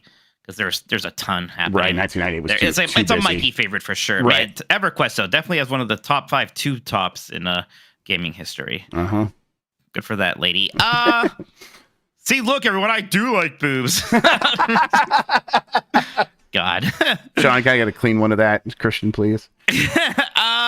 Let's go. Okay, let's give it up to Street Fighter 3 Third Strike. Now, the probably my favorite fighting game ever. It's certainly the best 2D fighting game. Well, I have a soft spot for Marvel vs. Capcom 2 also, which will be coming up. But Third Strike is still just so mechanically pure. I think untouched until we had 6 this year. Shoutouts to Garou, Werewolves London also. But it's I like it so much because it does kind of feel like the Bizarro World Third Strike from the SNK side. But Third Strike is really where it is at. I never played Planescape Tournament, Mike. Yeah, I started it. I wish I did. I wish I did too. One of the best rated games this time. And it's weird because people don't talk about Planescape Tournament. There was it was like 12 years ago when I would hear people talking about it, and then it did go away. But I know people still love it. That's not to say people don't love it. They do. Yeah, and other kind of PC game big hit here, System Shock 2 was 1999. I keep wanting to go back to this. It's a really cool game. It was one of the first games to really integrate the RPG and the horror thing. Even though this is the sequel to System Shock 1, this is the one that is the BioShock team, basically. Like, these are the people who are going to make BioShock. Yes. These are Irrational Games at the time. And it was, really, really cool stuff. It was like kind of almost like an evolution of Half-Life, like going even further into the environmental storytelling and then adding stuff like the RPG mechanics. It was a big deal. Yeah. I haven't really played a lot of System Shock 2. I have played some of it, but it's just not enough to like get it on this list in any strong way. But I know people love it, so I know what you have played, and you're not actually much of a fan of this one, I think. But Legacy of Kain Soul Reaver. Oh yes, is definitely. Yeah, 1999. I tried it. I tried it recently, and it did not hold up for me. Maybe I would have got past the level I was on, and maybe it opens up in some way and gets a lot better. But early on, that game's pretty rough. So, yeah, I don't know. Are you a fan of Soul Reaver? I don't hold a particularly long torch for it. I played a bit of it back in the day. Something I would like to go back and play at some point. But right now, don't feel anything great about it. I'm sorry, I don't mean to keep going if you want to say something. I was going to say Majora's Mask. Is that really 99? I feel like that had to be 2000. Maybe that was 99 in Japan. Yeah, you can double check on that. Yeah, I think it's 2000 even in Japan, actually. It's 2000 everywhere. Okay. So we're safe. Okay, cool. All right. I don't want you Majora's Mask fans to get too excited because I like Majora's Mask. I like it too. I enjoyed playing that game. Did Super Smash Brothers come out in 1999? Super Smash Brothers 1 did come out in 1999, and I wouldn't really consider it. Yeah, it's a fun party game at the time. Fun game. Yes. It gets so much better with Melee. Smash Bros. 1 is very fun. I enjoy it, but it wouldn't have been my game of the year that year, or looking back, the same. Age of Empires 2, game I never really played. Oh, really? Oh, Age of Empires 2 rules, actually. Okay, yeah. It's gosh, still probably one of my favorite RTS. I know I say I'm not much of an RTS guy, but Age of Empires 2 is definitely one of the best. If I was to go back and play one still, I kind of would want to play Age of Empires 2. I keep meaning to try out that definitive version that they made not too long ago. No, Age of Empires 2, really, really cool game. Really fun. When did Ape Escape come out? Oh my god, Ape Escape. Let's see. Ape. Let's see if it's in here. Escape. I believe Ape Escape was, in fact, 1999. I like that game. That. I do like that game. I don't know if I love it. I don't know if I love it either. I would love them to make a new one. Yes, I'll say that. I definitely would. I think it would really play these days, but there's little chance of that. Pokemon Snap? Nope. Mario Golf? Nope. Hey, Unreal Tournament. Unreal Tournament is actually pretty interesting, yeah. Yeah. I mean, I don't really know if I think that highly. I liked Unreal Tournament, though, but the sequels were always so confusing. I think Unreal Tournament 2003 was one I really, really liked, but Unreal Tournament was fun. It was like, it was a whole thing then, because was Quake 3 also this year? Because I thought Quake 3 and Unreal Tournament came out very close to each other. Yep, Quake 3 Arena, was out this year, yes. Okay, that's right. So yeah, because I remember it was like a showdown, because we never really had these before, like, multiplayer only. I remember it was like almost a bit of a scandal. Like, you mean you're not getting a single player campaign or a game that's only on multiplayer? What are you thinking? Back then, for real, that would have been. Can you imagine? Today. Yeah. But they were both good in different ways. I don't know if either of them are going to quite jump up a list for me or anything like that. Can I put my darling that I don't know if makes it, but I would. In me, it's easily in the top 5. It's Excite Bike 64. Yeah, you could put it. I mean, I don't mean to be dismissive of it. Yeah, because it truly is. It's one of those technical N64 extreme sports games that is surprisingly deep and really good. It's my favorite Excite franchise game. I get it though. It is like a surprisingly great, like 89 out of 100, 88 out of 100 sort of game. And if you kind of meet where, like, a lot of people go into these games and expect arcadey fun, and Excite Bike 64 is not. So it's very simulation heavy. And then, boy, it feels like all those games on the N64, its physics are so much better than anything else that is happening at the time. And for me, that's always going to be actually priority number one. The games need to have good physics systems if I'm moving around in 3D space. And so I'm always going to have a torch for Excite Bike 64. But there are a lot of games on this list now. So we'll see. Shout out to Sonic Adventure. I know I can't put you up here, buddy, but I still love you. Yes. Okay. I like Gauntlet Legends. Not gonna make it. Yeah. I like Harvest Moon 64. Not gonna make it. Maybe it's now time we see what the community thinks. One more. Donkey Kong Country 60 or Donkey Kong 64 can go to hell. There we go. Yeah. That's just literally about to say no. Yeah. No. Nope. So right now for 1999, we do have a handful of games that I feel are pretty much locked: Soul Calibur, Tony Hawk's Pro Skater, and Street Fighter 3 Third Strike. Just below that, we have Gran Turismo 2, Homeworld, Ridge Racer Type 4, Beetle Adventure Racing, Final Fantasy 8, Suikoden 2, EverQuest, Counter-Strike, Age of Empires 2, Unreal Tournament, Quake 3 Arena, Excite Bike 64. If you were allowed, if you just got to pick two, like of your favorites, like we're not being diplomatic, which two would you pick? I would, I mean, it's insane, but I'll just say it. Well, yeah, I would do Ridge Racer Type 4 and Excite Bike 64. I would do Ridge Racer Type 4 and Suikoden 2. Man, should we just also put Ridge Racer Type 4 up there already at this point? I think so, yes. God, I told you I got that CD of the soundtrack. I've just been listening to that in my car nonstop. It's been really, really good soundtrack, yes. Oh, good. Love it. You know what? Let's... Oh, I love this. Pieface42 just sent chat. Play Type 4 for the first time last night because of you guys. It's gotta be there. That game is beautiful. Yeah, that's the thing with Ridge Racer Type 4. It's not some beloved game from my childhood. I played it on the PlayStation Classic because I was just checking all the games out. And I was like, what is this? This game absolutely rules. And like, I just played it a ton on there. And then later just through a ROM. I was like, this is one of my favorite games ever now. I had no idea this PlayStation 1 racing game was so good. Yep, same. You told me about it, and I played it a bunch since, and it's just like, yep, this thing, it's so much fun. Is it Counter-Strike actually that needs to go up there? Maybe. I would like to see. I would like to see what Discord says. Yeah, okay. Let's get to the fans, see what they say. All right, this is from our podcast producers. Bopper Watch 2, this feels like the most wide open race so far. I agree with that, which means Donkey Kong 64 has a chance. However, my never had a chance. My serious answer will be Age of Empires 2. Yakuza Wolf says mediocre year for games in general, so I'll submit a couple games that'll probably be passed up. Crash Team Racing, I do like Crash Team Racing quite a bit. It's good.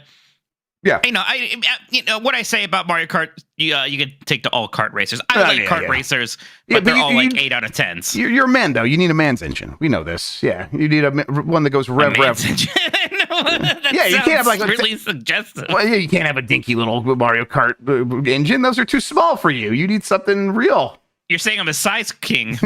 Yes, exactly. That's exactly what I'm saying. Also, shout outs to Spyro 2's Ripto's Rage, the best Spyro game, and one of my personal favorite 3D platformers. That is a good game. It deserves mentioning. Mind Goblin. Mike, what's Mind Goblin? Mind Goblin, these nuts. There's only one game from 1999 that featured Superman by Goldfinger on the soundtrack. Tony Hawk's Pro Skater. That's right. Honorable mentions to Mario Golf, Game Boy Color version. That's right. That is God, that's so good. It's a good version. Roller Coaster Tycoon as well. Absolutely. Roller Coaster Tycoon 2 is where I'm going to really shout out that whole series. That's where I really have my love. Miss Fio says Pika Pika for Pokemon Snap. A game they made a new one of those, didn't they? In fact, they called it New Pokemon Snap.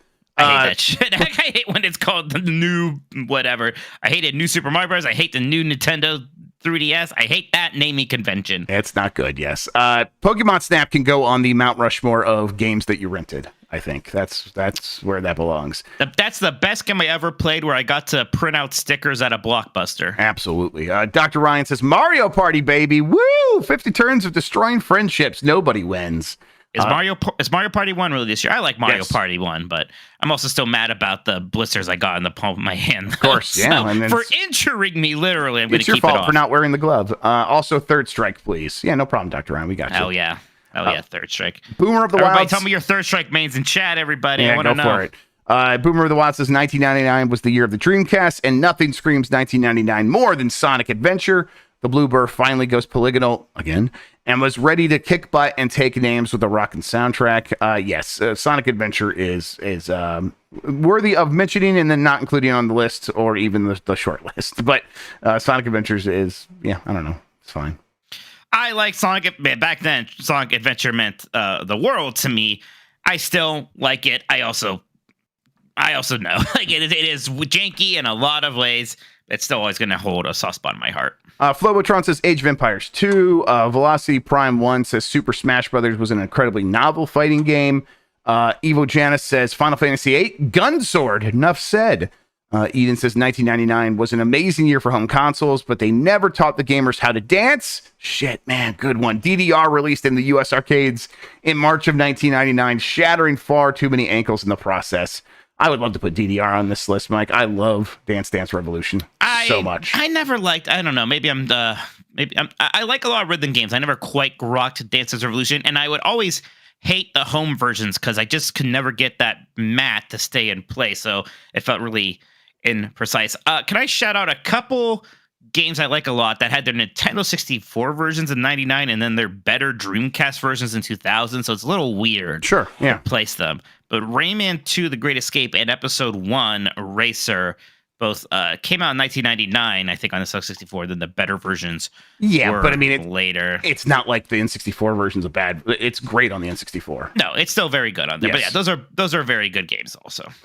Breadfish says EverQuest. Bench JC crashes out Crash Team Racing and puts Super Smash Brothers.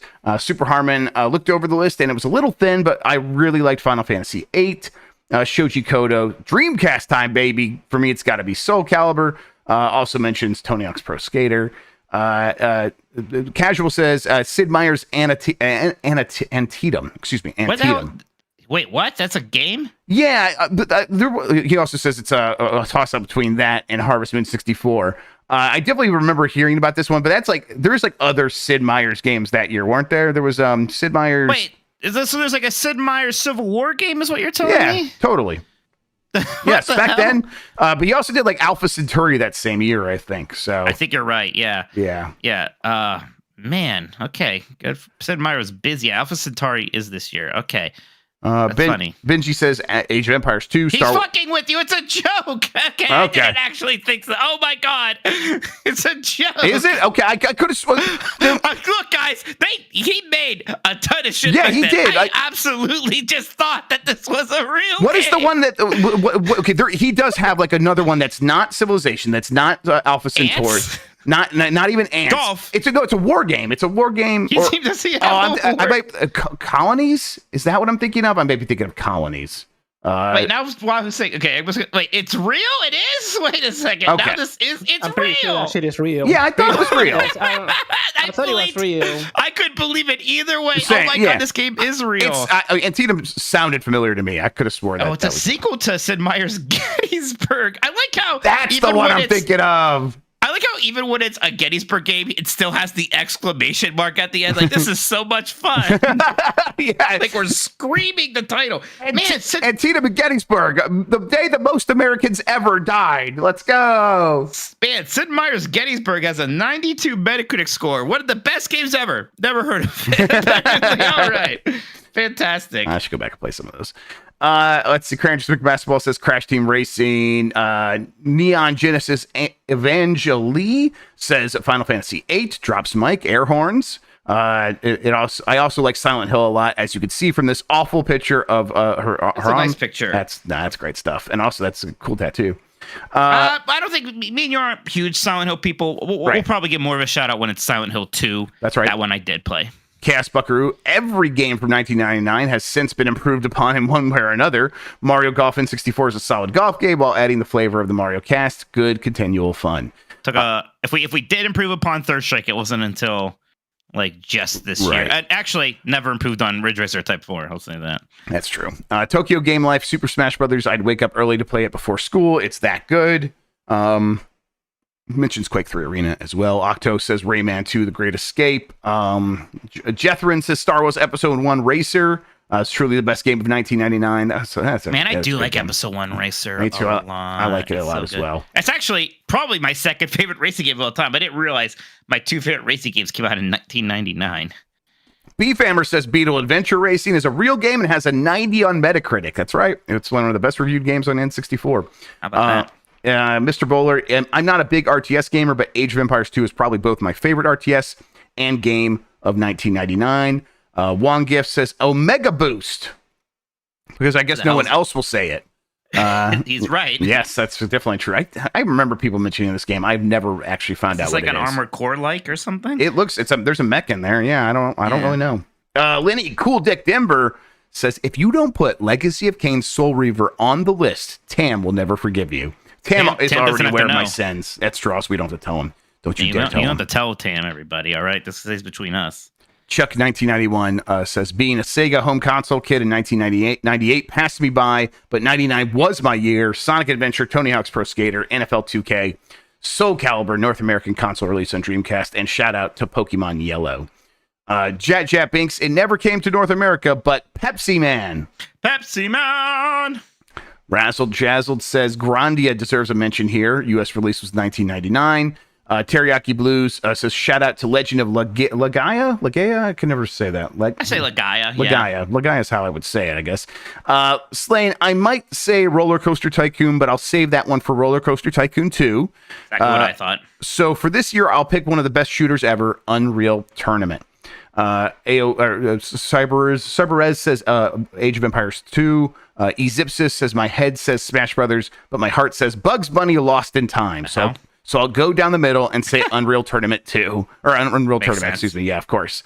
Gigantes says Donkey Kong 64 won't win. But we got your game this year. We got Soul Calibur with Cervantes the pirate that you're named after. That's right. Cervantes, Come on. Gigante. It's all the same. Haas says, finally time for an RTS here with one I'm still playing in Age of Empires 2. I should play that definitive edition since everyone loves it so much. That's very good. Isaac Clark, it's Roller Coaster Tycoon for me, fellas. Service Gain says Gauntlet Legends and also says Soul Calibur for obvious reasons. Yeah, man, Gauntlet Legends is just a fun, stupid Fun game. game. Yeah. Jack E.G., man, all the best games released in 1999 can't be included because of your rules, but hey, Smash is cool, and Smash 64 is good fun. What rules? That they have to be released in the United States in Probably 1999? the U.S. rule. There might be a lot of games that came out in Japan and Or even Europe, I guess, yeah. Matt Rare Monkey says Street Fighter 3 Third Strike, Tony Hawk's Pro Skater, Soul Calibur, System Shock 2, Ridge Racer Type 4. That's pretty close to our list. That's pretty close. Yeah. Gerber, 1999, when Prince was still alive and Jenna Jameson hadn't sullied her virtue by sharing her political views. Halcyon Days. They mentioned Soul Reaver. Diogo throwing a mention for Silent Hill. Bugadilla says 1999 was the GOAT year for Blight Club worthy games. Superman 64, Earthworm Jim 3D, and South Park Rally, all in the span of 12 months. South Park Rally, God. I played Earthworm Jim 3D. It is nowhere near as bad as some of these other games. Like, it actually that plays like a makes video sense. game. Yeah. Yeah. It is incredible, but the perspective Blight Club is giving us, because I thought that Animorphs game was supposed to be bad, and like Right. watching you play, like this looks completely Yeah, this is fine. The people, Are you kidding me? people are getting too big for their britches about what's bad. Crouching Boomer, Hidden Zoomer. Special shout out to the South Park pinball machine. Not necessarily because it was good, but it was made by Sega Pinball and would be their last machine before ultimately selling the pinball rights to Stern, thus forming the Stern Pinball division. Here's a YouTube link to the footage. Oh man, that thing looks very, very cool. All right. Legacy of Kain Soul Reaver from Vision. Suikoden 2 from Alex. Kaiser Phoenix says Garou, Mark of the Wolves. Always Be Clothing / Corgi says Asheron's Call is the first MMO I've ever played. Asheron's Call also 19. Yeah, it was. I liked Asheron's Call more than I liked EverQuest for sure. I mean, I remember playing Asheron's Call the first time, like running around, actually just like meeting a stranger and becoming quote unquote friends with them. It was pretty cool. Then finally, Roller 610 says Final Fantasy VIII, and ID Kevin says Age of Empires 2. They're still making expansions for it. Mike, I think not a lot of new stuff there. There were a handful of suggestions that we haven't said, but for the most part, I think our list right now of Soul Calibur, Tony Hawk's Pro Skater, Street Fighter 3 Third Strike, and Ridge Racer Type 4 for inclusion in the top 5 is still a lock. Where are we going with this last one? There's a few places like Suikoden 2 makes a lot of sense for me as like this JRPG darling. There's a lot of support for Age of Empires 2, and I know we've kind of been slighting that whole genre so far. It's going to get another chance coming up here when we get to Warcraft 3. Yeah. But still, Age of Empires 2 that does feel like the start of a different era a little bit, though, with the introduction of the heroes and kicking off, Dota and stuff. Yeah, it almost like starts the branch, like where that genre becomes MOBA, basically. Yeah, right. It starts because of the hero classes in Warcraft 3. So I'm okay with throwing Age of Empires 2 up there. That works for me. I got no beef with that. I think I do like that. I feel bad a little bit for Suikoden 2, and For basically Suikoden 2 mostly is what I feel bad. Counter-Strike a little bit, but yeah, I think Age of Empires 2 is actually the right choice there. Let's give that some. Now let's make sure. Are we good with the order here? I mean, I like Tony Hawk's Pro Skater a lot, obviously, but this is the first one. Right. I'm okay with putting Tony Hawk's Pro Skater down further if we want. Yeah, it can be like number 5 even if we want. Yeah, I think it could maybe be number 5. All right, let's see here. And then, do we put Ridge Racer Type 4 at number 2? I think of the games on this list, I think it's number 2. Yeah. Yeah, and then Third Strike at 3, because of course, and then Age of Empires 2, Tony Hawk's Pro Skater. But I think Soul Calibur is actually number 1 for us, right? Yeah, I mean, you could put that game out today and it would be a contender for Game of the Year. I think it's that good. It was so good, and it was so far ahead. Like, what I think I do think about it both ways. What it was like then and what it's like now. That game is still fun to play now, but man, when it came out, that was just mind-blowing how ridiculously cool that was. I mean, that was just playing a Dreamcast on launch. Nothing will ever be like that. It was insane. Yeah, it was like we were still in the 90s when the Dreamcast launched. Like it was like we had just like the year before we were playing N64s and PlayStations, and just a few years before that we were on Super Nintendo. Like it was like the NES was a going concern. Yes. Right. Well, it wasn't even that. It's not like I know it had a long life cycle. Like the NES was still Nintendo's newest console at one point in the 90s. Yes. And then by the end of that decade, we're playing the goddamn Dreamcast and Soul Calibur in our homes. Like, Right. Not like Neo Geo playing it in somebody's home somewhere. It's Right. No, my friend got a Dreamcast day of, and I went over there and we played Soul Calibur, and it changed everything. Like, it's like, okay, 3D gaming is actually here now. We are out of the dark ages of 3D gaming, and now it's for real. And boy, yeah, Soul Calibur is number one with the bullet for me. Love the rest of this list though. I really do. Yeah, I really like this one. Even I know like 1998 has a lot of like the obvious like changing the industry games, but there's still a lot of cool stuff in 1999. Yes, and a lot of games that I think are very fun coming out in 1999. Where it's like it's definitely a lot of important games in 1998, without a doubt. Okay, I think we'll take another quick break. When we get back, we are going to talk about what we've been playing. See you in a second. I'm good to just go into it. Yeah, me too. Let me just do this. Okay.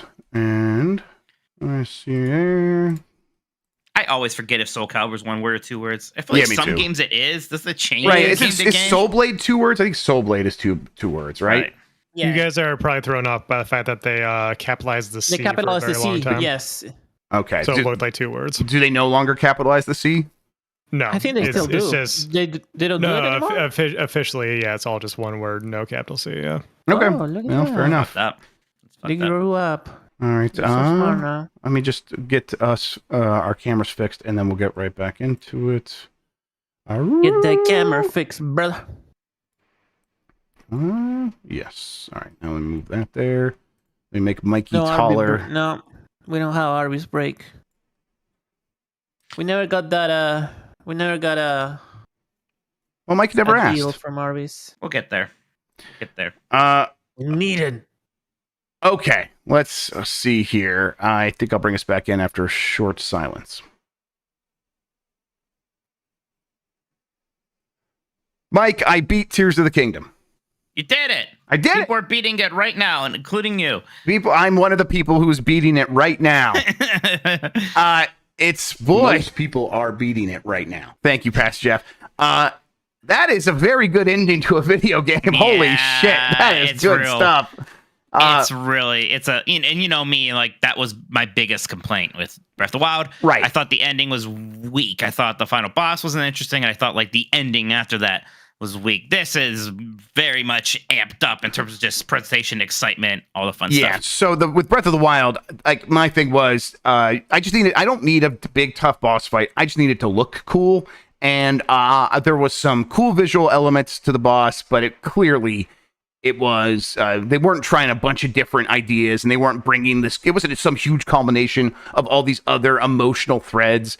And Tears of the Kingdom is that, and it just keeps going, and it keeps amplifying and keeps getting bigger. And that they do some fun tech. So like Yeah, by the chat saying this, yeah, we're doing mildly spoilery stuff about Tears of the Kingdom right now. Yeah, guys, just a I'm heads up. talking about beating the game. Yes, that's exactly right. A little bit of my. I mean, I don't know. Is talking about our feelings of the game, and like I don't really. That doesn't qualify as spoilers No, in my but mind. But, there is one specific-ish thing I kind of want to say about it, so I do want to. okay, I yeah. wanna Then ask all you right. about Spoilers, everybody, and it's starting now. And we'll be talking about a handful of other games, but I don't know. Come back in like 5 minutes, I guess. Yeah. What do you want to say? that. Well, so I don't know if this is really a problem. Maybe does it bother you that in the whole ending sequence, the whole building mechanic, all the Ultraman stuff that was so important to the game doesn't really factor into anything you're doing at the end. It's not like in A Link Between Worlds, right? It's so cool. It's the whole main mechanic is the attaching to walls, and at the end, that final boss fight, they give you a way to use that in a way you hadn't done it before, and that's why it kind of sticks out to me. And this doesn't really do that. Like the final stuff is really cool, and it definitely is playing off of another key theme, all the verticality and the falling and all that stuff. So that's really cool. But did it bother you that Ultra Hand was a part of it? It didn't occur to me. No. And I think that's because Ultra Hand is, there's Ultra Hand, there's Ascension, there is time reversal stuff, and that stuff didn't come into play. That's the stuff you do throughout the game. And then they did try to make a big deal about like these 3 levels of the world, the sky, the surface, and the depths. And that stuff did come into play, like you said, and that was the coolest part of the fight for sure. They did some really cool things there, like when you get caught in midair. after like doing certain attacks and stuff. And the way that you do get caught, and the way that's like kind of no matter what you're going to get caught, like that just so like I would dive straight down and make that happen. It felt so amazing. So I was too impressed by what was happening to be worried about that stuff. And now that you mention it, it's like, yeah, maybe they could have done that. But again, I'm at the end of the game. I've been doing those mechanics for 150, 160, for my game, 165 hours. I just want a fight that looks cool at the end. And what they did, they more than delivered that. And by the end, it's like there's a couple great moments where they were super emotional and fun. So no, I was pretty happy with it. I wasn't and too worried about it. You kind of have, before you do that stuff, the stuff right before it with the fifth temple is very much feels kind of like the Ultra Ham final exam, right? So they do. Yes. Right, that's like its own sort of part. It all feels part of the end game. It's an extended end game. But yes, you're right. And so there's a huge opportunity to use all that stuff. And so, yeah, I didn't feel that much at all. I just... So spoilers kind of done now. Yes, exactly. There you go, everybody. Come on back. I have a question for you. Question. Yeah, please. Because now you're clearly ready for this since you beat it. But Breath of the Wild or Tears of the Kingdom? Which one do you like more? Breath of the Wild is a more important game to me personally. I do think Tears of the Kingdom is the game that I would recommend to people, and that I think I enjoyed playing more. And I think I know that because when I was at 150 hours in Breath of the Wild, I was done and I moved on. And I like there were a few things I was like, oh, I'll go wrap that up. Here, I'm just like I could have just kept playing for another 50 hours easy, which is a lot for me. That's saying a ton for me. So I think Tears of the Kingdom is a more refined game, a more well put together and well paced, even though there's so much in there and could be easy to be overwhelmed. Somehow that never really happens. But man, nothing's ever going to really compare to booting up Breath of the Wild and realizing that it's this game that I've always been wanting and actually getting that. So Breath of the Wild has a special place in my heart, but I think I probably do I put Tears of the Kingdom just above it.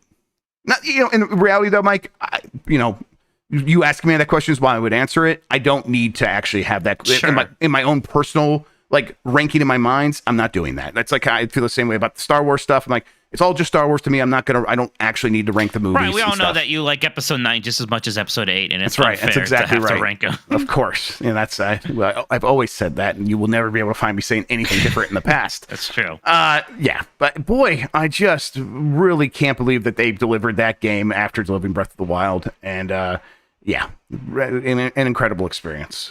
Kind of easily worthy of Game of the Year. We'll see what happens. A lot of year left, apparently. So a lot of year left. A lot of I think a lot of people are going to have their favorites. I think it's going to be Tears of the Kingdom for a good amount of people. But yeah, I will say I was just spamming the screenshot button, spamming the video recording button. Yeah, just so many very cool things. It's good stuff. The sages were really fun at the end. Right. It's just good stuff. I do definitely put it up there with like some of the best Zelda endings with Wind Waker and Link Between Worlds for me, for some of my favorites.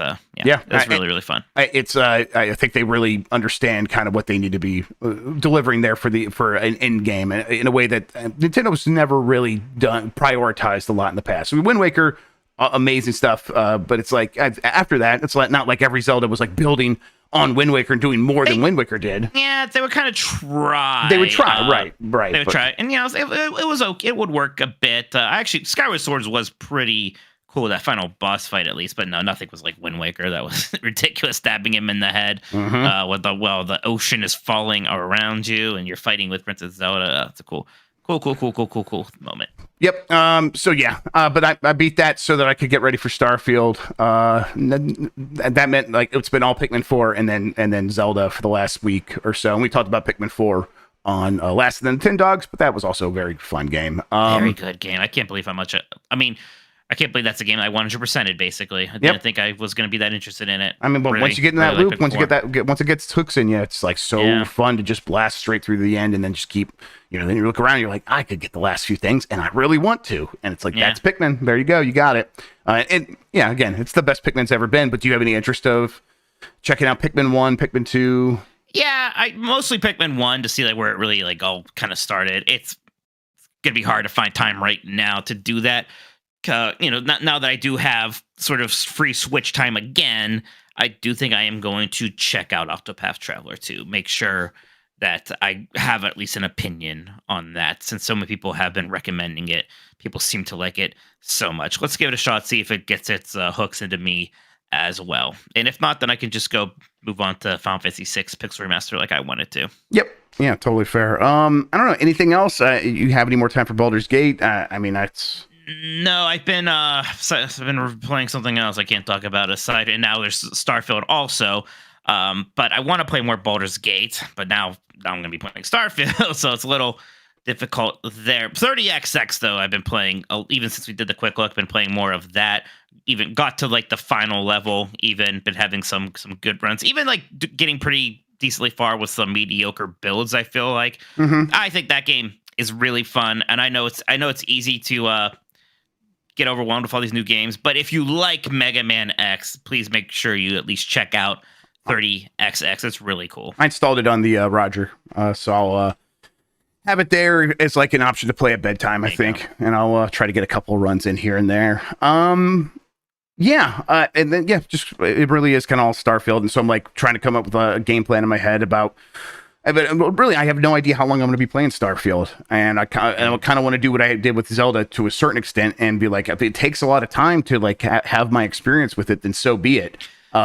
Well, the good thing with Starfield is that like with the Bethesda games, beating them even like more so, even like less so than Zelda isn't really beating it. Like who cares? Exactly. But yes. You can definitely. go and beat it and appease the people who would be upset if you didn't. Right? Well, yeah. Except for beating it right now. Thank you. Yes. Personally, though. I only want to read reviews of people who didn't beat Starfield. I don't get that. Like, if that's what you did, you are not going to have the experience that I care about that caters to me. Tell me about your weird side stories. That's all that matters. So yeah, that's probably how I'll play it. Is that really a Star Wars argument going on in chat? My God, I can't even you can't say anything. You can't say the word episode 8. Yeah, no. Without actually even giving it opinion, but just making a joke without, man.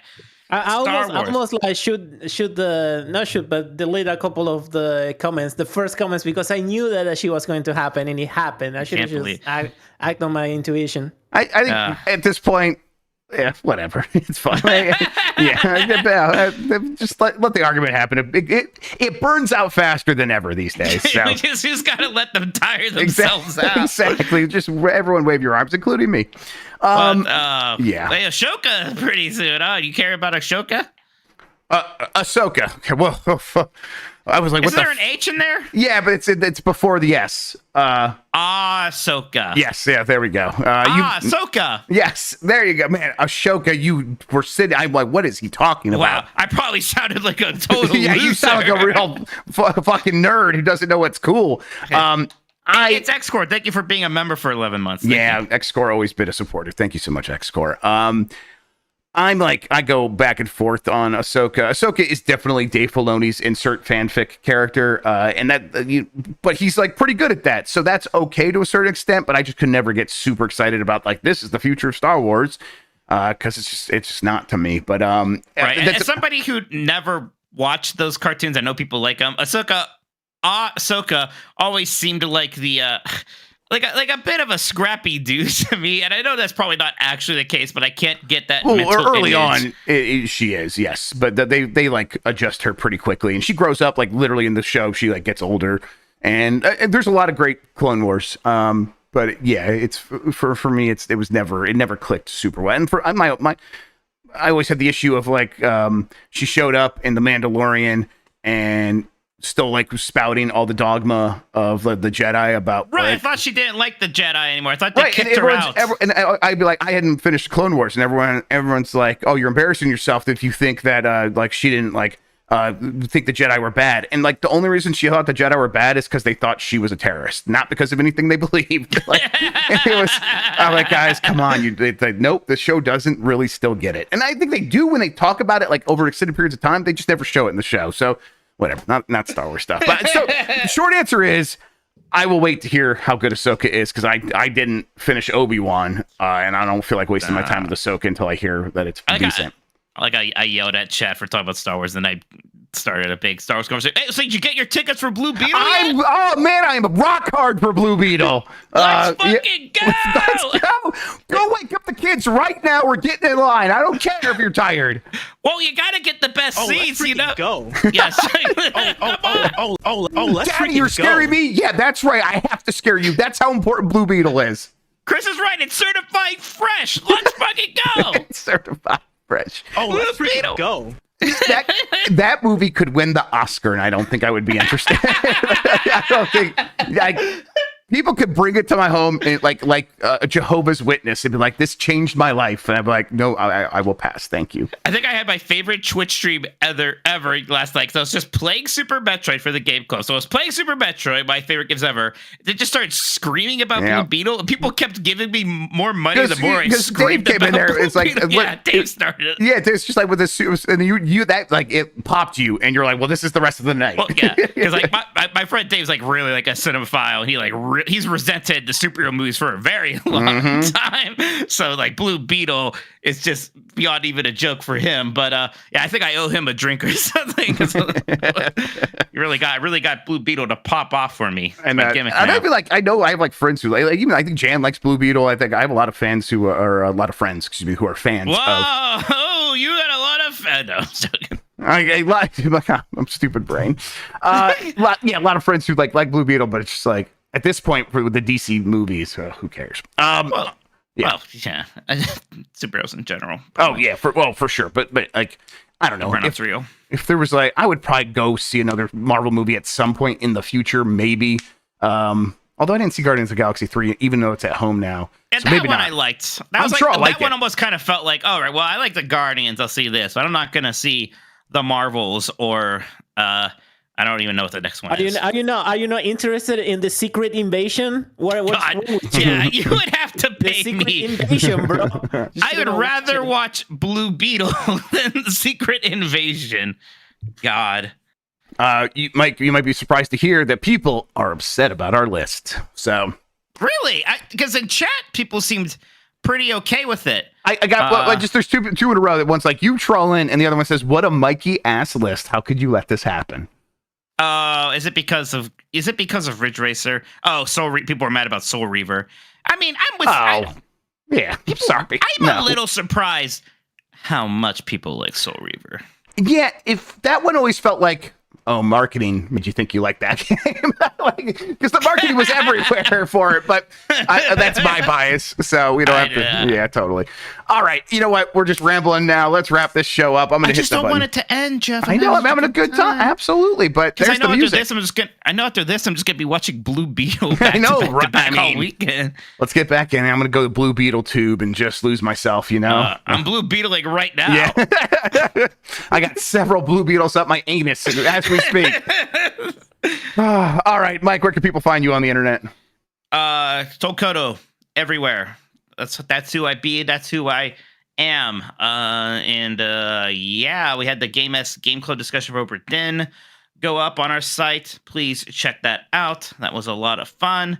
I'll try to stream some more at some point this weekend. I did more than half of Super Metroid in that first playthrough, so I just gotta go do the rest of that. Go explore a bit more, fight Ridley, fight Mother Brain, and we'll be good there. But yeah, how about you, Jeff? Yeah, I'm on Twitter still. I'm on a bunch of other places. Jeff Grubb and most of those. Jeffy Grubb on Threads. Oh wait, we have more super chats. That's right. Oh shit. Oh, I'm abort. I hit the wrong button. All right, what is it? God damn it. Thank you, chat, for reminding me. The Andrew, we were just yelling about everything else. I was just so excited about it. Yeah. None of these are about Blue Beetle. Why are we stopping the show to read these? The Andrew 13 says, Alpha Centauri the GOAT, Unreal Tourney, and System Shock 2. I do feel bad about System Shock 2. It's been so long since I played that one. I want to see again. Yeah, agreed. Roller 610 says, now that ranking is done, I need a real question answer. When are we going to get a podcast with Mike and his new best friend, Double J, Jeff Jerry? I mean, Double J should do a barbecue podcast or something. That would be fantastic. AT says, did you see that Michael Cera was on an unaired sitcom called The Grubbs? What the fuck? No, but I'll look into it. Incredible. I need to see that. Okay, now we're done. Cool. All right, let's hit it again. Everybody. I don't know. I got to kill some time. We already done all the outros and stuff. Blue Beetle! Let's fucking go! BlueBeetleMovie.net. Let's fucking go. What color We're is serving God? tickets Blue right now. Beetle, motherfuckers! I'm gonna buy. Let's freaking go. Yeah. I'm gonna buy 6 plastic Blue Beetle popcorn buckets. Gonna send 2 of them to Jan. The rest are for me, baby. It's gonna be fantastic. There's no way Jan's beating Tears of the Kingdom, by the way, before PAX. I'm sorry. Guess what? Bring your clippers right now. There's no way. First off, I think he wants to shave his head, but second off, I think it's not gonna happen. I think if he wanted to, he'd be surprised how much work. He said he only has 7 hearts or something. But 2.5. He's got 2.5 stamina meters or whatever. So you don't. Yeah, tell you what, you do not need that much stamina, especially in this game. That's a mistake. I mean, you need it to get certain things, but yeah, that's fine. You're right. You definitely need more health because man, those silver enemies hit so goddamn hard. They do. That was and they take forever to kill too. That was my biggest frustration with the game is those silver enemies. Yeah, if only the weapons didn't degrade. Listen, I play, and that's what made me really learn. It worked the way it's supposed to work, right? I learned to craft all that stuff onto my weapons. Be like, I have all this shit. I haven't been using it. Because at first I was only crafting weapons on the weapons, then I realized, I'm supposed to be crafting these monster parts onto here to really get the attack bonuses. I shouldn't just be hoarding those, hoping that I need them for a armor upgrade or something. Exactly, and so once I got to that point, it was like, okay, these weapons are super powerful now, and they last actually a really long time. So Beefhammer's right. You do need a lot of stamina if you are beating it right now. That's true. Yeah, and everybody is beating it right now. So totally. Let's, damn, boy, were you just frying chicken in there? Most people are beating it right now. There we go. Is Dan a sissy baka? Yeah, well, I fucked your mom. It's a good way to kill time. It's got this big soundboard here. Your mom. What is this, They are going to come for Zelda. They are going to come for Zelda. Master Chief comes. All right, Jeff. Let's do each other here. Okay. They are going to come for Zelda.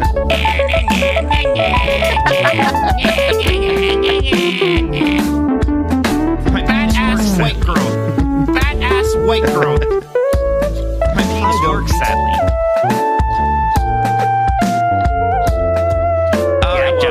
Let's do each other here. Okay. Damn, son, where'd you find this? Oh, let's freaking go. They are going to come for Zelda. Hey, look at what I do. BlueBeetleMovie.net.